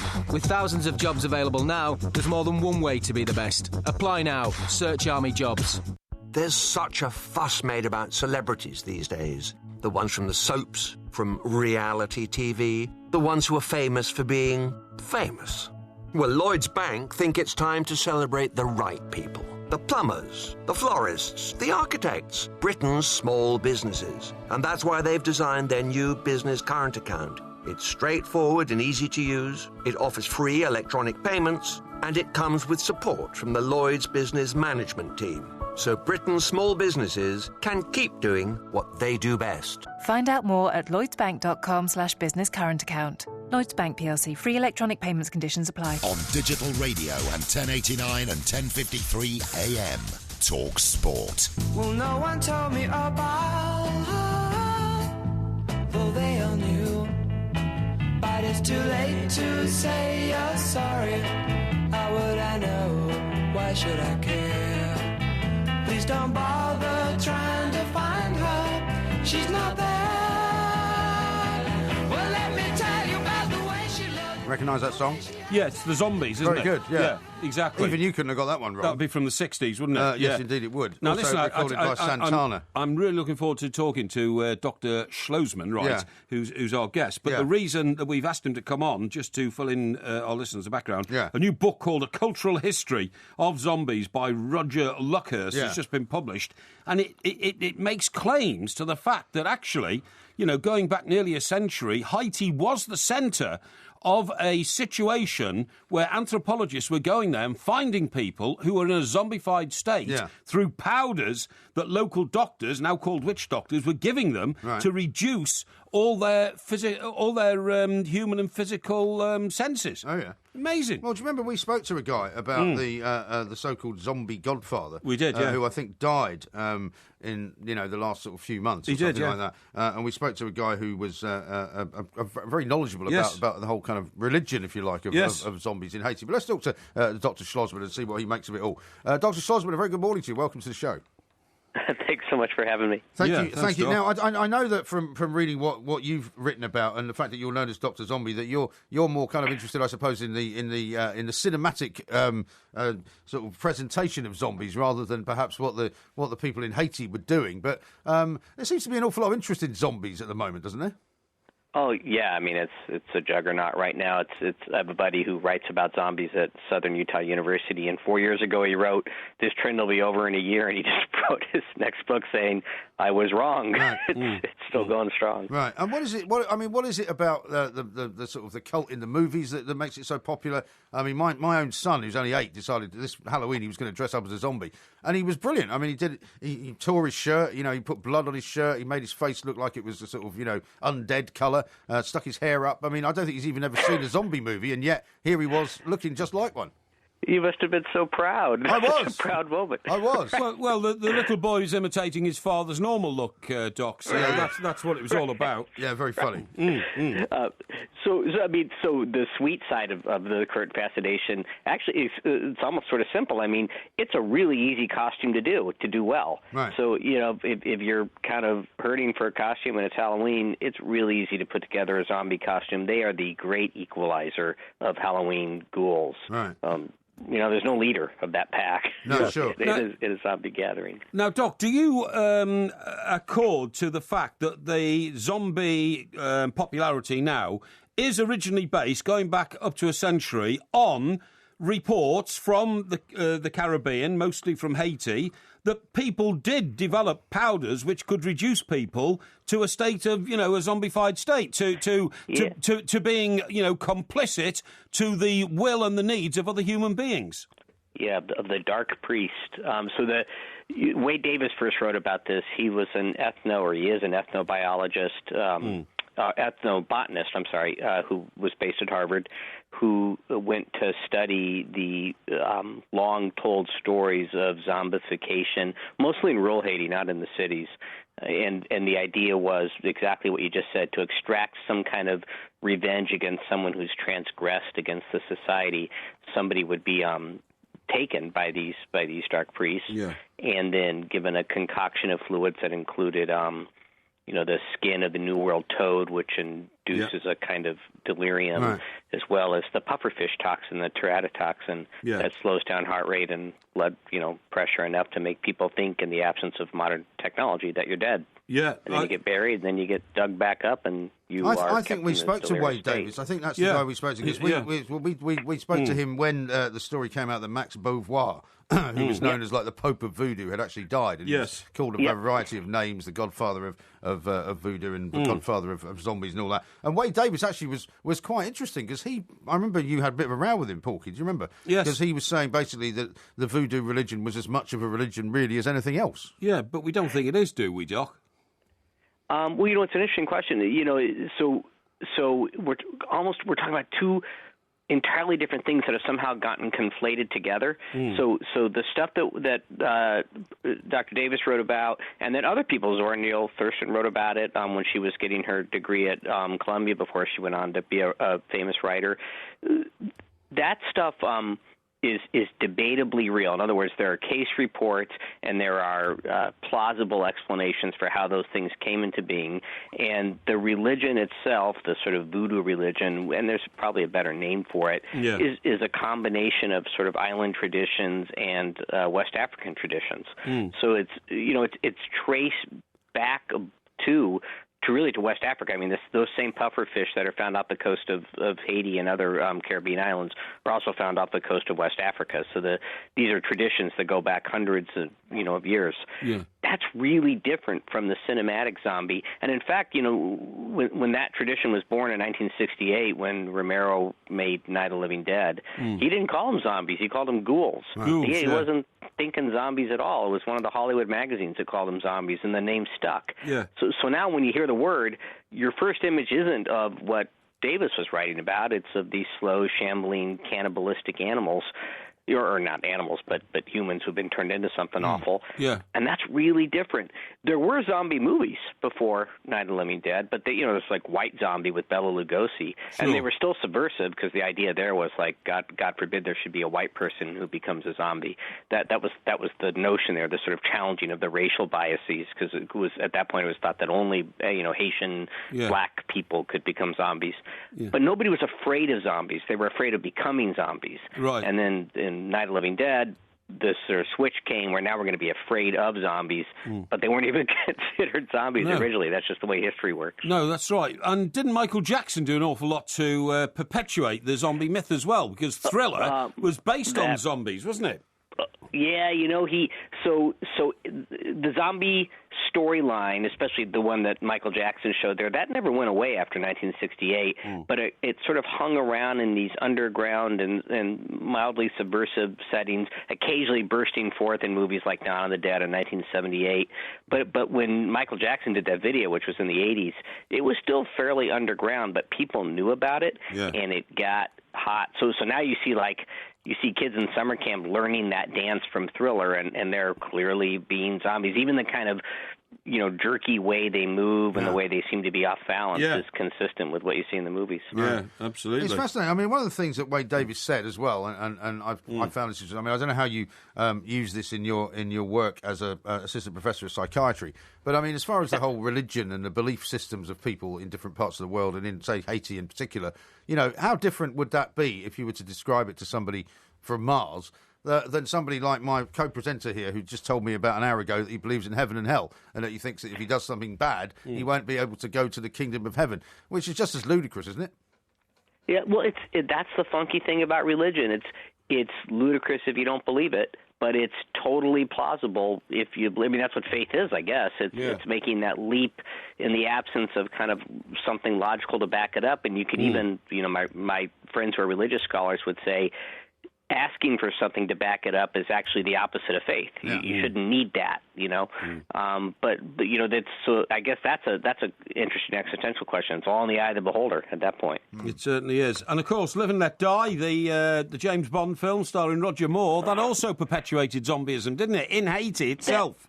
Yep, that movie scared the poop out of me when I was a kid. I teach a class on horror films at Harvard. Yeah. I love horror films. I find that movie scarier than most of the movies I teach classes about. Really? I remember that guy with that deep laugh who went on to do the 7-Up commercial. That's later right, on.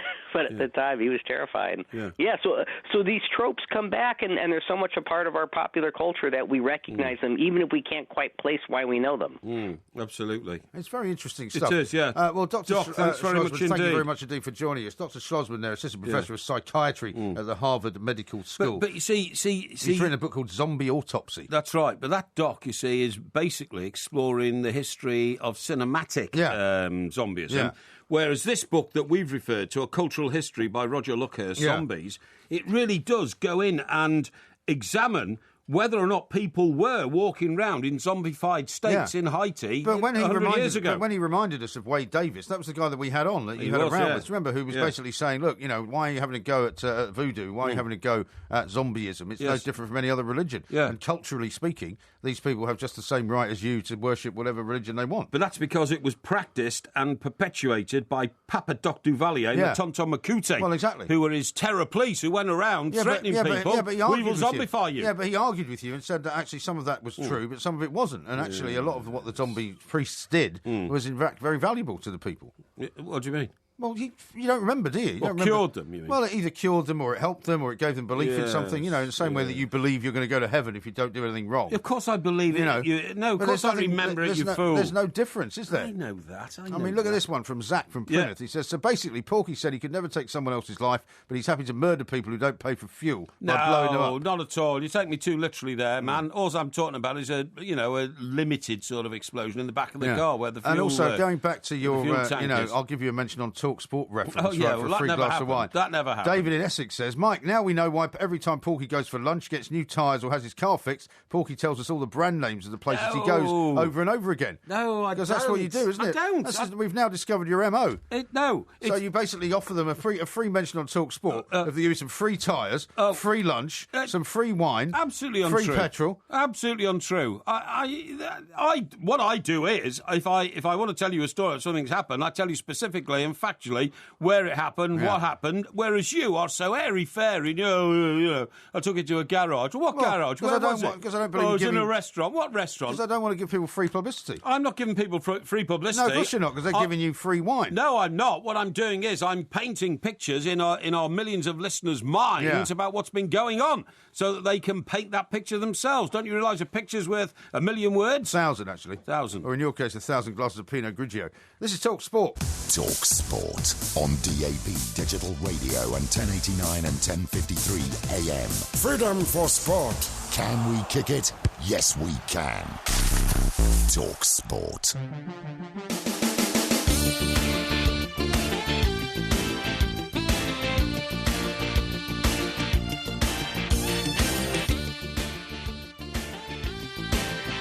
Aretha Franklin, Tina Turner and Sir Elton John are just three massive names in the music industry that have shared a recording studio with rock and roll legend Rod Stewart. And joining that elite list is TalkSport's very own Alan Brazil. Oh, I feel I'm being used. Oh, Maggie, I wished I'd never seen your face. Together. You made a first-class fool out of me. Well, I'm as blind as a fool can be. You stole my heart, and that's what really hurts. Yay! Right, so tune into the Sports Breakfast tomorrow from 6 a.m. to hear rock and roll legend Rod Stewart speaking to Alan Brazil on TalkSport. Says speaking Alan Brazil there, doesn't it? Yeah, it does, yeah. They've written it down wrong. Yeah. Yeah, don't worry. If you could speak Alan Brazil, you'd be a very lucky man. If you could speak Alan Brazil, then you must come from north of the border. I thought Mr. Brazil's voice sounded all right there. I thought it sounded very good. And Rod sounded a bit croaky, though. Yeah, he's got a bit of a cold at the moment, but Rod's is a very distinctive, gruff voice, isn't it? That's what it's all about. Of course, we have got another version of a Rod Stewart song. Well, haven't we? What? We have got another version of a Rod Stewart song. Which one? The one that you sang at the Christmas party. Oh, well. Would you like to listen to that one? Yeah, I would. Yeah, that'd be great. That'd be great, because actually that was first class. No, what I was going to say about Rod is, it's unbelievable that he's post-70 now. Yeah. This is his new LP. Yeah.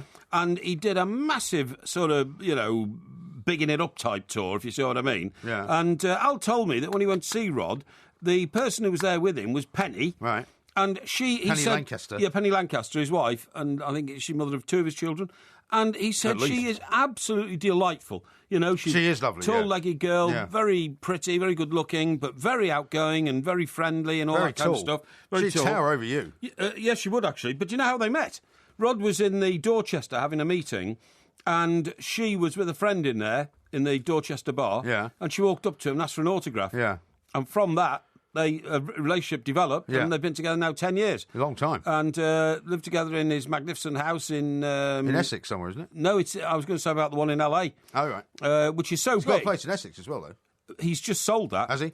Yeah, he's moving down the road. It's in Epping Forest, or near Epping Forest, and he's sold the one that he's had for years, where he's got the full-size football pitch, right? Right. And he's moving to another one about a mile down the road. How do you know all this?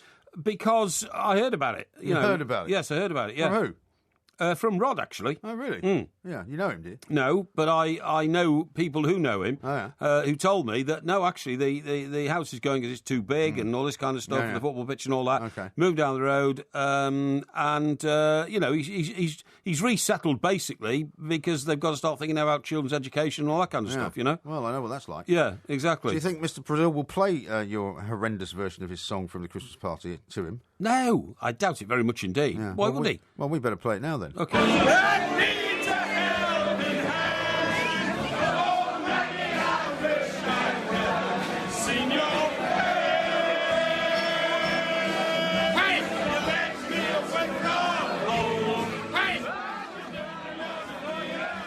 Well, I thought that's quite impressive. And when you see the video, it's quite frightening. Yeah, I don't know who the guy in the background is shouting, "Hey!" Yeah, I think that was somebody who was familiar with your hey, all that really? stuff. Yeah, probably. But do you remember the look on Matt Holland's face when you were singing that? Well, I was singing it with Matt Holland. Yeah, but he couldn't hear Matt Holland's voice. No, but he looked absolutely terrified. I don't think he looked terrified. He looked absolutely terrified. I think he felt that, it was all in the spirit of Christmas, I suppose. Yeah. Are you going to do that this Christmas? I doubt it very much. Turn up at the Christmas party and sing? No, I don't think I'll be going to the Christmas party this year. Why not? We've been invited. No, but we have responsibilities to our millions of listeners on a nightly basis, and I don't intend to turn up here bladerated. And there's always a temptation when you go to a party to imbibe.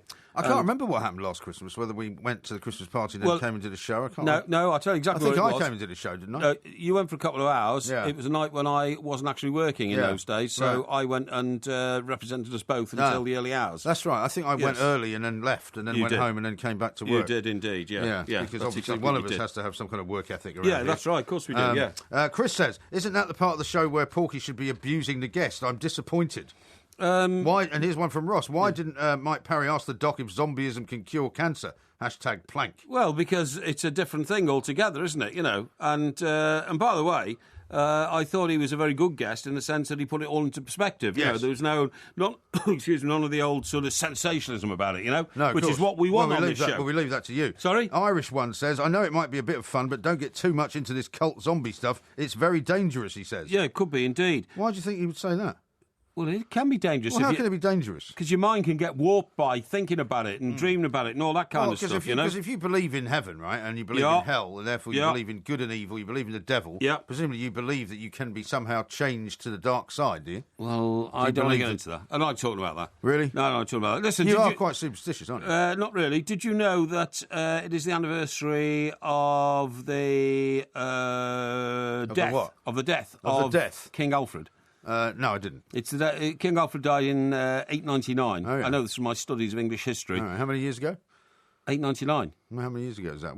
What anniversary is it? We'll count it. 899. So it's not a big anniversary, so is it? 900. I mean, you didn't want to celebrate the anniversary of Waterloo or the Battle of Trafalgar. Hang on. Because you said it wasn't a round enough number. Hang on. 900 to 1,000 is 100. Then 1,000 to another 1,000, that's 1,100. 1,115 years. So that's not much of an anniversary. No, then. but what I'm saying Surely is... 16 if it was 99. Yes, but King Alfred was quite a legendary guy. He was the first English king.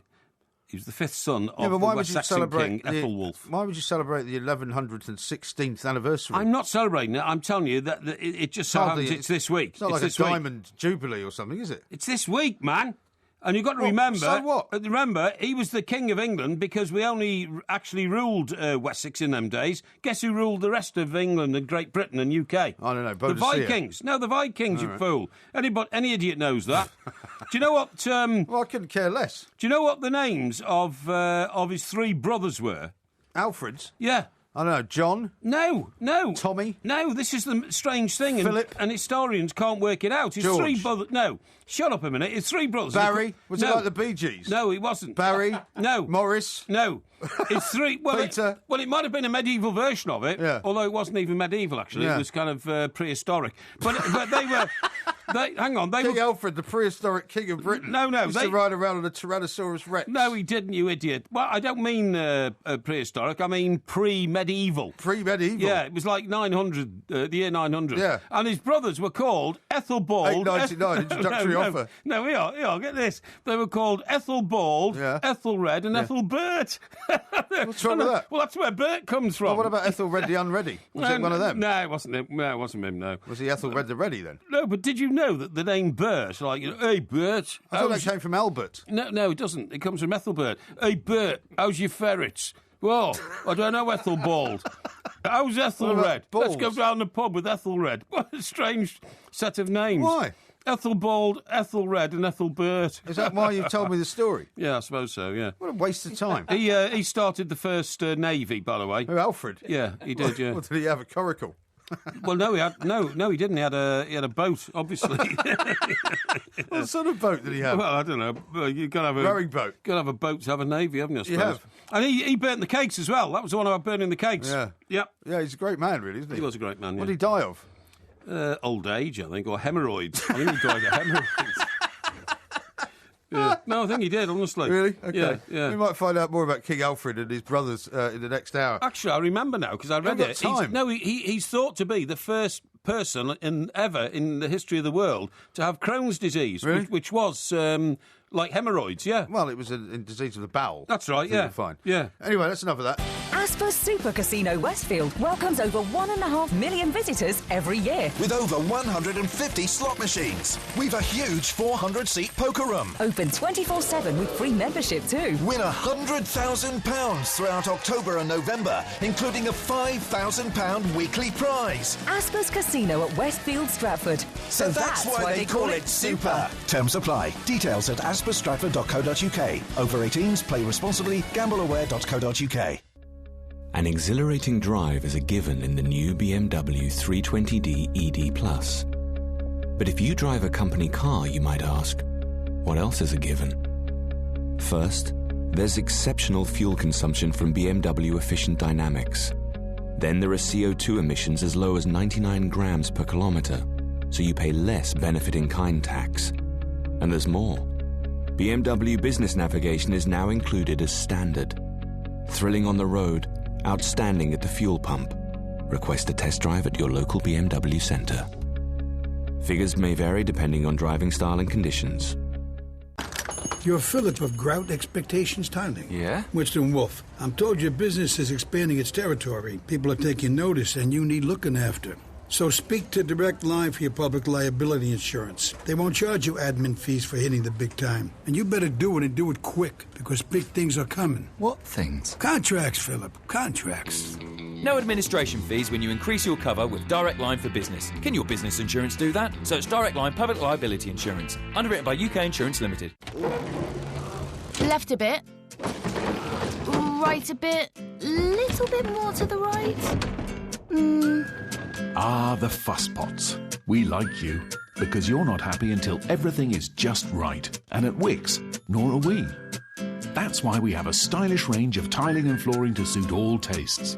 And right now, there's up to half price off all styles, so you can get everything 100% right. Wix. Let's do it right. Talk Sport on DAB Digital Radio and 1089 and 1053 AM. Freedom for sport. Can we kick it? Yes, we can. Talk Sport.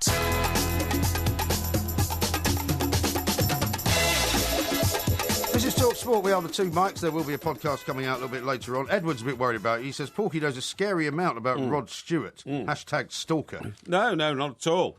In fact, a chap who used to run me around, right, a sort of driver, you around? right? Well, you're a driver. Driver, yeah. Yeah. Used to play. You used to have a driver. Well, of course I did. Yes. Well, you're just a personal driver. Well, no, it was actually here at Talk Sport years ago when I was working very odd hours and had multiple responsibilities. Oh, yeah. You know, I was the boss and also doing the breakfast show with Mr. Brazil and all that. I needed a car to get you me must around. Have been Gaga most of the time. No, I wasn't. And the guy who was the driver was a member of Rod Stewart's football team. Oh, really? Because Rod used to have his own football team and used to invite people from, Celtics supporters club to come and play and all that kind of stuff. Okay. Yeah. I met him in a bar actually. There's a very little known bar around the back of what is now the Hammersmith Apollo. Oh yeah, which used to be the Hammersmith Odeon. Right. And if you go round the back where the backstage entrance is, yes, there's a sort of a road where all the lorries pull up to get all the stage gear in. Yeah. And there's a pub there, which I didn't know. Right. Because I was with a bunch of mates, and it was back in I think it was about 1979. Yeah. And I went to. Do you remember the concerts for Kampuchea? Do you remember Kampuchea? It was a sort of little-known country down somewhere near Cambodia. No. It was trying to get independence, and there was civil war going on. No, I don't actually. So there was this big. There was like 3 nights of concerts for Kampuchea. Oh yeah. And the headline band this one particular night was the Who. And I was a big fan of the Who. Right. Yeah. And it was the Who, and it was the Clash, the Pretenders, the Specials. I mean, it was a tremendous lineup. And it was all going terribly well, swimmingly well. And we'd managed to get tickets down on the front second row, I think. Yeah. And I was just there as a punter, right? Yes. And so the Who came on, and a load of us just got up and started jumping up and down on the seats. Yeah. And one of the guys next to me broke the seat. Right. And suddenly these bouncers appeared and started dragging us all out. Yeah, because you were vandalising the place. Yeah. Which we thought was a bit over the top, considering that, what did they expect people to do? Exactly. Anyway, unfortunately, one of the guys that they tried to drag out was a very large bloke. Right. And he started getting into a fight with these bouncers. Right. And so they needed all 4 or 5 of them to drag him out. Yeah. Anyway, Give him a good thumping. Well, no, he gave them a good thumping. Oh, actually. right. Okay. But eventually we were all tossed out. Yeah. But one of them knew that there was this pub, so we went round this pub around the back, and we were standing there having a drink, and suddenly Rod Stewart walked in. Really? Yeah. Was he famous at the time? Had he done Maggie May by then? Oh, yeah. He was great. He was a superstar. Oh, right. And he walked in, and he said, "All right, guys, what are you doing here?" And we told him the story. And he said, "Oh, don't worry about that." He said, "I'll get you back in." Yeah. So he bought us a drink, and then he led us back in through the backstage area and got us back in to see the rest of the show. Really? Yeah. What was he doing in the pub in the first place? He must have been popping backstage to see the Who or something. Oh, so it was linked to the back of the stage of the... Yeah, it's like a backstage pub. Oh, I see. But it's a proper pub. But it's a public bar as well. Yeah, you could go in, but it just wasn't a very well-known and pub. He got you back in. How nice of him. Because you wouldn't know that it was there, was my point. See, yeah, the only people that really knew that it was there were the people working at the Hammersmith Odeon. What a good guy. Yeah. Now, listen, I want to talk to you about the American elections, right? Why? Something close to your heart and mine. Go on. Because there's a new book coming out which says that actually Hillary and Bill are really not very pleasant people, you know? Really? Is that true? Yeah. I mean, first... But you spent a lot of time with Bill Clinton. I did spend a lot of time. You didn't gauge that at the time, did you? Well, he's a consummate politician, isn't he? But I mean, this new book, right, which is becoming a bestseller in America. Yeah. I've been talking to my American literary people. Okay. Oh, trying to find out what it's called actually. Is it a book about them? It's about them. It's about them too. It's about the two of them. Right. And Is it called Bill and Hillary? I think it is actually. I think it is. Let me just find this out. I'll find it out in a minute. But anyway, I'll tell you what it alleges. It alleges, or it asks the questions. It asks all these questions. Question 1. Yeah. Is Bill Clinton a serial sex attacker, right? Sex attacker? Yeah. Question 2. Is she a husband beater? Yeah, right. Alleging that, So he's a victim of domestic violence. Yeah. The book, there's an allegation in the book that that somebody has questioned whether Chelsea really is Bill's daughter, and it's an amazingly open book attacking the two of them, which, frankly, if it was published in this country, I'm not even sure anybody would hold it, carry it, you know what I mean? Right. I've seen a reference to a book called My Turn. It's not that book, is it? No. It's a different book. It could be My Turn. This is a book which has apparently been written from the left's perspective, written by a guy who's a contributing editor to The Nation magazine. Yeah, what's his name? His name, I think, is, let's see, Doug Herwood. Yes. Doug Henwood, sorry. Yes. Does it say that she used to smash him on the head with glass I don't know. I've only ashtrays just found and all this that? reference to it. The cover has a picture of her pointing a gun. Oh, right. Basically, on the front page. I haven't seen that. Right, here we go. Right, this is... this is called The Clintons' War on Women. Oh, OK. And it alleges that actually... It's a different book. It alleges... It's The Clintons' War on Women. And it says that far from her being, a sort of feminist and all that, she's actually very anti-other women, and largely because... Bill Clinton spent most of his life paying so much attention to other women. Yeah. She's now has a hatred for them. But the belief was for a long time, but certainly until he stopped being the president, that she kind of turned a blind eye to it all. Exactly. But it says, in the Clintons' War on Women, former senior Republican advisor Roger Stone, until recently a consultant on Donald Trump's campaigns, and historian Robert Morrow, examined Mrs. Clinton's response to her pre-epic husband's sexual conquest. They say she masterminded ruthless efforts to silence the long string of women who claimed they were seduced and even sexually assaulted, they allege, by him. And those sexual assault allegations, the book claims, started way back at Oxford University in the 60s when he was a Rhodes Scholar. But it says, it's amazing allegations. It says that if a woman was suspected of having any sort of affair with Bill Clinton, all of a sudden... other women walking up the street would stop and say, hello, you don't remember me, do you? Yeah. How are your children? Really? Yeah, and all this kind of stuff. Right. And it paints a very scary picture of the intimidatory tactics that Mrs. Clinton is allegedly employing in her bid, a demonic bid to become the first woman president of the United States of America. Do you remember that very shady story that happened when one of their aides ended up committing suicide in a park in Washington? His name was Vince Foster. Yeah. And the park was just the other side of the Potomac. That's right. Going across the bridge. Potomac. The Potomac, on the other side. And you could drive through that park, because I've driven through it many times. Yeah, and in fact, the place where they found him was quite near the roadside. It was very near. That was a very shady story. Were you there then? I was there, yeah. And wasn't he supposed to have some kind of dark secret about them? Well, it wasn't that. It was that, yes and no. I mean, remember, they grew up in Arkansas because Bill became the governor. Hillary hated Arkansas because she was a Chicago blue stocking lady. And they were both graduates of, Yale Law School. Yeah, they were, graduates of Yale. But anyway, because he went back to he was born in a town called Hope, a tiny town. Yeah. I've been there. It's a railway junction. That's all it is. Right. But the nearest big-ish town. Very handy, though, for a presidential candidate to be born in a place called Hope, isn't it? Well, it is very much so. I remember a town called Hope. It was in his inauguration speech. Yeah. I will never forget a town called Hope. Yeah. But the nearest town of any size was called Hot Springs. Right. And Hot Springs was famous for being a spa resort where people like Al Capone used to hang out. You know what I mean? But Arkansas is officially the poorest state in the Union, even poorer than Alabama and Mississippi and all that kind of stuff. And so she hated... And therefore also thought to be perhaps not quite as clean and upright politically as other places. Absolutely right. Absolutely right. A lot of dark business going on. But anyway, in Little Rock, which is, a fairly biggish sort of town, the Rose law firm where she worked, Vince Foster also worked there. They were both partners in the law firm. So when they went to the White House, they brought Vince Foster in as the legal officer for the White House. Yeah.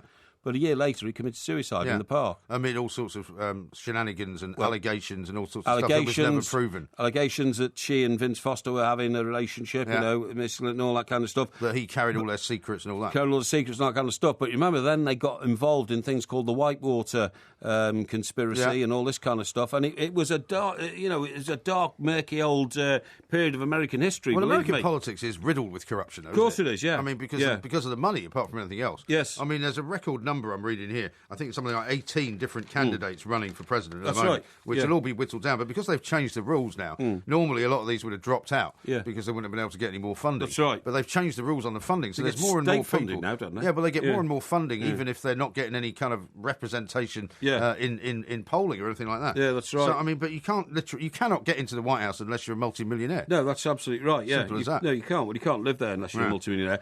But I mean, this incredible book. It says that the old stretch limo, the presidential limo, which they call the Beast. The Beast, yeah. They've now got this massive bulletproof Cadillac. And all that.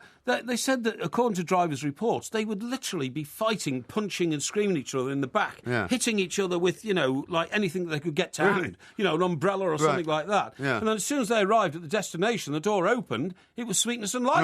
Right. They could Amazing. switch on and switch off just like that. Yeah. Yeah. Incredible.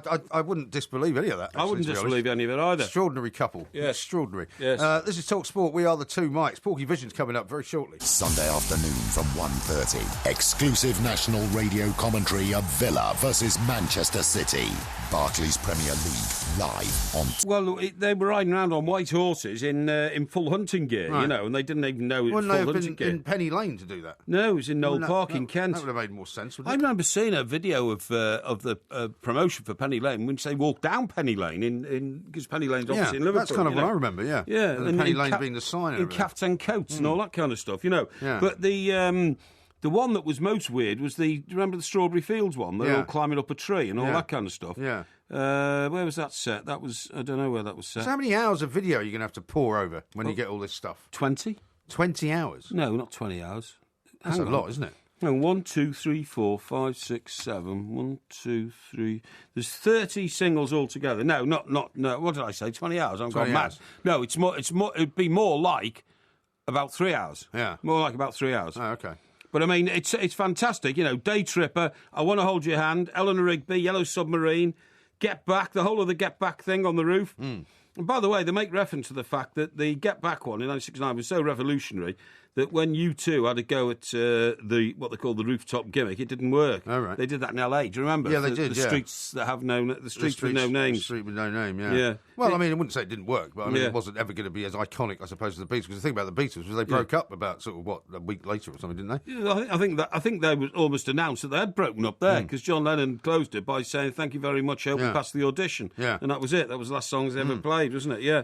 Tom says the Clintons book you're talking about sounds like a script from the House of Cards. It very much actually is. Two different. And then Steve says, has Porky ever produced a picture of him and Bill Clinton being pals? The answer to that is no. Do you know what? I remember listening to, just the other night, Colin Hart, right, the legendary boxing correspondent of The Sun for some 40 or 45 years. And he was asked, I suppose you've got a room at home, have you, full of boxing memorabilia and pictures of you? And he said, no.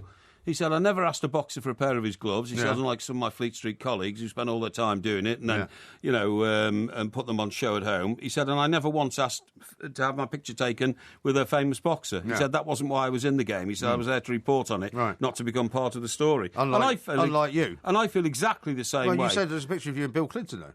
Sorry, I didn't say that. Yes, you did. No, I didn't. You said you got a picture of him and you together. No, I didn't say that. From when you covered his presidential campaign. No, I didn't say that. What I said was somebody took a picture of me and Bill Clinton together, but I do not have possession of it. Oh, I see. No. So you're not going to produce it then? Well, no, I'm not going to produce it. I've got a picture of me and Bill Clinton together. Oh, you have you? Yeah. Oh, I see. Yeah, do you flash that around, do you? No, I don't flash it around. I've got it at home in a frame. You're telling me. Listen, it's next to the one of me and Tony Blair. Hey? Sitting down having dinner together. Yeah, I've got a picture of me and Tony Blair. Have you? Yes. Doing what? In his office at Downing Street, discussing a project that I was heavily involved in to launch a football museum. A football museum? Yes. And what happened to that? What happened to what? The football museum. I know what you're going to say. It was a very successful project. Oh, yeah? Yes. Where is the football museum? What do you mean? Well, where is it, this football museum that you launched?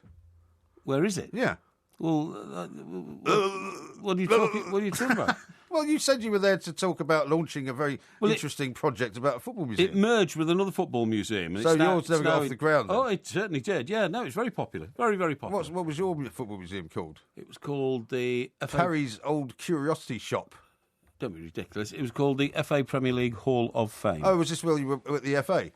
Well, it was associated with the FA. That's all I'd say. It was a why are you project, being so reticent? No, I'm not. I mean, normally you want to bum about everything you've ever done. It's fine. Then we decided there were too many football museums in the country, so we, being the dominant one, merged with another one. We being who? The FA Premier League Hall of Fame. I see. Backed by the likes of the Football Association, the Premier League. Was this when you were working with Graham Kelly? No. It was a long time after that. Oh, was it? It was an independent project, which I was who were you involved with in this one? Brought into as a consultant. Sorry? You've done some very dodgy things in your time. No. It was something that was this during engagements? Sorry? Was this during engagements while you were resting? No, not at all. No. I was a full-time broadcaster at the time. Oh, yeah. But I had to go to Downing Street to see Tony Blair. This who sounds very fishy. Wanted to become a patron of it. No. And then you posed for a picture with him? He asked me to pose for a picture with him. Did he? To mark the day that he... Has he still got a copy of that, you think? I don't know. The day Probably he got pride of place in his parlour. The day he got involved in the, the project to launch Britain's first football museum. Yeah. Now then, I was going to say to you... So what are you going to call it? Sorry? What were you going to call it, this football museum? It was called the FA Premier League Football Hall of Fame. Right.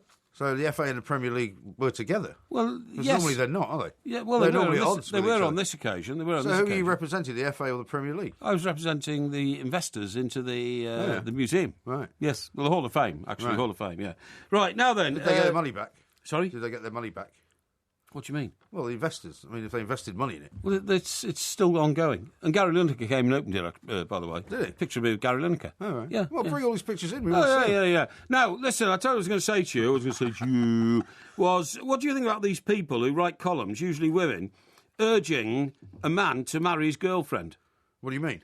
Well, don't you remember years ago... I don't really pay any attention to them. Don't you remember years ago... I tend not to read those kinds of columns. Don't you remember years ago, John Prescott, right, stood up, didn't he, at a Labour Party conference and said, come on, Gordon, get her up the aisle and marry Sarah. She's a grand lass. Yeah, I do remember that. Can you think of anything more embarrassing? No. Anything, I absolutely can't. I mean, or more infuriating to Gordon Brown, who I didn't have a great deal of time for as a Prime Minister, but I mean, you know, man had dignity in his private life and all this kind of stuff. Yeah. And poor old Sarah, who then was sort of publicly being sort of branded by, you know, John Prescott, not exactly the almost like being sort of married off in some kind of arranged marriage. Exactly, you know, John Prescott, not exactly the most lucid man in the world when it came to the English language, you know, accused of really being, just a bit of arm candy for Gordon Brown, you know what I mean? No, I'm not in favour of any kind of encouragement by other people to certain other people to get married, you know, even in your own family. I mean, you know, if I'd taken some girl home and, you know, when I was younger to my parents and they'd started asking her if I was going to do the decent thing, I'd have been horrendously embarrassed. Exactly. I mean, your parents never did that, did they? What? If you ever brought a girl home, they didn't ask what your intentions were or anything like that? Oh, they always encouraged me not to marry the sort of girls I took home. Did you? Yes. Right. And what about if you went to the girls' home? Would their parents ask your intentions? Yes, I mean, their fathers always wanted me to marry their girl because they saw me as a great catch. Is that right? Well, I came from the local... But did they ever have the talk to you? Because, I mean, I've told you that story before about my ex-wife's father. He took me on the long drive and then got fired. Yeah, and he got made redundant as he walked into his workplace. But all through the trip was asking me about my intentions towards his daughter. Really, yeah. You know, nice, which, of course, are thoroughly dishonourable. Yeah, well, mine were as well all the time. But I was seen as a great catch because, you know, I came from the best school in the area, the King's School, Chester. You know, I was a dynamic young reporter on the local paper and all this kind of stuff, you know what I mean? They never saw through that veneer then and realised that you were just some kind of a scam artist. No, there's no veneer to see through. Anyway, the reason I ask, seeing as, you know, you're asking, is because there's a lady columnist called Amanda Platel. I know Amanda Platel. I know you know her. And I think, on the whole, I think she's a very good journalist. In fact, she used to be the editor of the Sunday Express, didn't she? She did. Yeah, exactly. She was a sort of big wig, and she was a big mate of David Montgomery's. Oh, that's right, yeah. But anyway, she now writes a column in the Mail on Sunday. Yeah. Right. And one thing I've noticed over the years is how bitchy women columnists are to other women. Yeah. I mean, unbelievably, you know, ripping them off all over the place. And Private Eye have got Glenda Slag, that's right, who just sort of flips and right. flops from one week to the next on what she says about people. That's right, yeah. But anyway, she says in the most recent column, it's high time that you named the day, Frank. Smiling from ear to ear, TV presenter Christine Bleakley was pictured this week with a footballer fiancé Frank Lampard and his daughters from another relationship. Actually, Amanda doesn't say that. She says, with his daughters from a failed relationship. All right. That's nice, isn't it? It's nice, to talk about these little girls' mother as from a failed relationship. When he collected his OB at Buckingham Palace. Secretly, though, she must have wished she was there as his wife. Yeah. The pair have been dating for several years. I'm sure that Christine, 36, would have wanted their own children by now. How does she know all this? I know. How does she know all this? Because it's her job to write that kind of rubbish, though, isn't it? Yeah. Well, it's the same woman, don't forget, who the previous week was writing about why is it that young men are always after older women like me. That's right, yeah. Which I must admit I had to chuckle about. Oh, she said that she went home in a taxi with the son of a friend of hers who then suggested they should go to bed together. Yeah. I mean, you know, I don't know what's going on here. But anyway, she says, for as He'd long obviously been drinking. Yeah, exactly. For as long... he must have done, yeah. It's a clouded vision. Yeah. For as long ago as May 2011... Yeah, a bit harsh, though, yeah. She told the Mail's weekend magazine, Frank wants babies. And she's making out now that Christine Bleakley is a lackey, you know what I mean? That she's not, you know, she's not a real woman because she lets herself get treated like this. So she goes on to say, obviously, Christine is a doting stepmother to Lampard's girls, saying she considers herself not to be mummy, although she helps with bedtime, bath time, but to be their loving mate. As for Lampard... This is where she sticks the boot in. I get the impression that he mentions marriage only when he's got something to promote for himself. Perhaps instead of getting his OBE for services to football, he should have been awarded it for his selfishness. I mean, I think that's outrageous. Well, that's her job, though. I know it's a job. You should employ people like that. But, I mean, most people regard Frank Lampard as actually a very credible and worthwhile figure. A man who gave a fantastic speech, by the way, when he won the PFA Player of the Year. In the football world, yes, but outside of the world of football, I mean, he's still looked upon as a bit of a footballer. No, he's not. He's not. He's not. We went to the dinner when he was given Football of the Year award. It was the football writers, not the PFA. Because I am a member of the Football Writers Association. I don't know why you are. You don't write about football. He got the award and he gave an incredibly dignified and uplifting speech. That's for Christine Bleakley. She's a very successful woman in her own right. And that's probably why Amanda puts the boot in on her, because she's a successful TV star. Yeah. Well, Amanda Patel doesn't do too badly either. Anyway, we're out of time. You can't talk about anything anymore because coming up next is Porkyvision. Excellent. We are the managers on TalkSport with Football Manager 2016, the only place to get that authentic Football Manager experience. Find out more at footballmanager.com. Hi, I'm Danny Kelly, TalkSport presenter and fanatical player of the game Football Manager. For those of you who don't know, Football Manager is a simulation game that doesn't revolve around players running around looking like Lionel Messi. It's essentially a game where you take over a whole club and you manage it from top to bottom. You can watch the games you like, but you don't have to. I'm not one of those who starts by taking a club from the Welsh Third Division, whose name you can't pronounce because it's so Celtic, and takes them to the Champions League final. I must be honest and say I tried to get a team that's already well heeled. You sell all their best players so that you've got a huge transfer kitty, and then after terrible negotiations with their agents, you bring in all the best players in the world, set the game on autopilot, sit back as you pile up the trophies. We are the managers on TalkSport with Football Manager 2016. It's time to get back to the digital dugout. Find out more at footballmanager.com. The following offer applies to new Mercedes-Benz SUVs ordered between the 2nd and the 8th of November 2015. 3 years free servicing is based on 3 services over 36 months, no cash alternative. When you buy a brand new Mercedes-Benz SUV, your first 3 years of servicing are taken care of for free. So, while you're on your 3 camping trips, your dozens of takeaway pickups, They forgot the poppadoms. or your hundreds of school runs, Daddy, why is that cow climbing on his friend? you can rest assured that your Mercedes-Benz SUV will be running like it's brand new. For no extra cost, visit our SUV event at your local retailer from the 2nd to the 8th of November. Unmissable offers from Mercedes-Benz. Asper's Super Casino Westfield welcomes over 1.5 million visitors every year. With over 150 slot machines. We've a huge 400-seat poker room. Open 24/7 with free membership too. Win £100,000 throughout October and November, including a £5,000 weekly prize. Asper's Casino at Westfield Stratford. So that's why they call it Super. Terms apply. Details at asperstratford.co.uk. Over 18s, play responsibly, gambleaware.co.uk. On DAB Digital Radio and 1089 and 1053 AM. The pressure's on now. Relieve the itch. Talk Sport.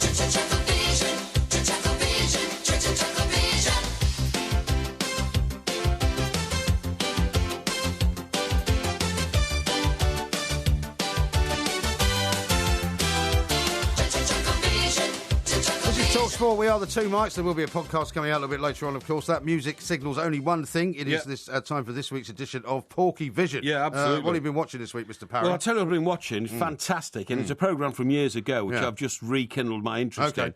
And it's brilliant. Okay. It's called Bad Girls. Bad Girls? Bad Girls. Is that the one inside a prison? It is inside a prison. Yeah. It's full of Rogerisation. Is it? I mean, of the most, amazing sort. Really? Right, yeah. But there's no men in it, is there? No, well, this is the point. You see, it's a women's prison. Yeah. Now, obviously, they have to make the women look attractive. Yeah. And there's one very attractive blonde, but Right. I mean, she's the sort of king of the wing. Queen, you know what I you mean? Queen of the wing. Yeah. Queen of the wing. You're absolutely right. Right. She's sort of queen of the wing and all that kind of stuff. But for some unknown reason, they have a load of male prison warders. Oh, yeah. Jailers. Right. And they're all Rogerising the blonde girl. The inmates? Yeah, What? yeah. Just Rogerising her? Well, a couple of them are Rogerising her. Right. But also the one who she thinks is her boyfriend. Yeah. So he's the guy with all the jangling keys. Yeah. You know, she hopes that one of these days, let her out. he'll get her out of jail, all that kind of stuff. Yeah, she'll seduce him to the point where he actually opens the door to freedom. Yes. She's discovered that he's Rogerising another inmate. Oh dear! So she sets her. She's got a pack of girls, followers. Yeah. Who go round like a gang. Yeah. and she's told them to go and smash the face in of the other girl Yeah. to make her unattractive and ugly to her boyfriend. Right. But at the same time, she's told her boyfriend, now this is the intriguing part of it, that, you know, because of his disloyalty to her, she's going to shop him. So she's told him she knows then? Oh, yeah, she knows, yeah. She's told him she's going to shop him to the governor, you know. Right. And he'll And is end the up... governor a woman? The governor's a woman, yes. Is it? That's right, Yeah, yeah. okay. And because I'm thinking of Within These Walls, which was another prison drama, wasn't it? Well, it wasn't. I don't remember watching. Wasn't the best one ever? The Australian one, H Block Hell or something. H Block Hell, wasn't it? Something. I'm sure it was called H Block Zero or something. Cell Block H, maybe. Cell Block H, yeah, could have been Cell Block H. H Block Hell. But they're great, these prison things. Yeah. You know what I mean? I think Orange is the New Black is very popular. That's on Netflix. That's an American TV series about a women's prison. Is it? Orange is the New Black. Yeah. What are you talking about that for? Am I doing the TV review or you? Well, I'm just telling you, there's a more modern, up-to-date version of this scenario. Anyway, so and then what happens? What happens is have you been watching just one episode or several? No, I watched several. Really? Watched several. What happens is then the governor is a graduate who's been fast-tracked into the prison service.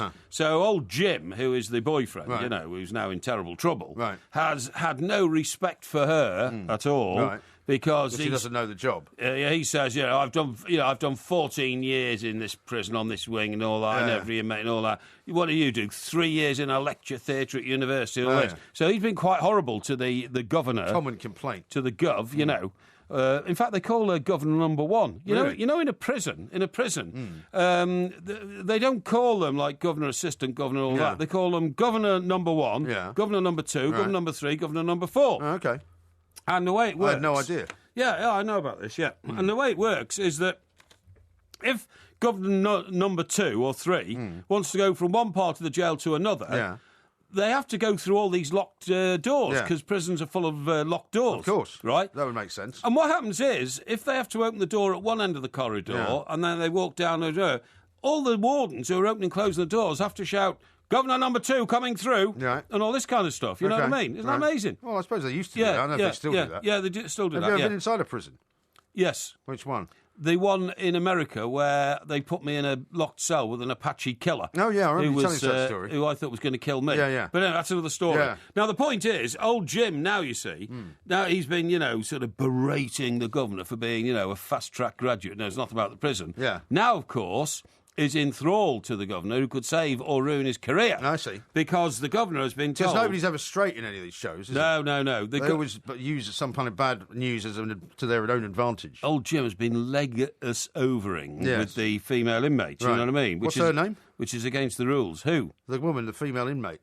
The Queen. The blonde-haired girl, I don't know, but she's very attractive. All right, well, who plays her then? Will we know who plays her? No, I don't know, but she's a very attractive-looking actress, Now, the point is, that is great, okay.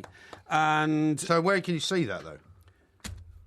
I think it's on... I think it's... is it CBS Drama? Well, it could be, I don't know. CBS Drama. Is it an English show or American show? It's an English show. It's an English prison. show. Yeah. I think it's CBS Drama, Okay. but it's great. Now the other thing is, I'm getting disappointed with Downton Abbey. Are you? Downton Abbey is just fading away.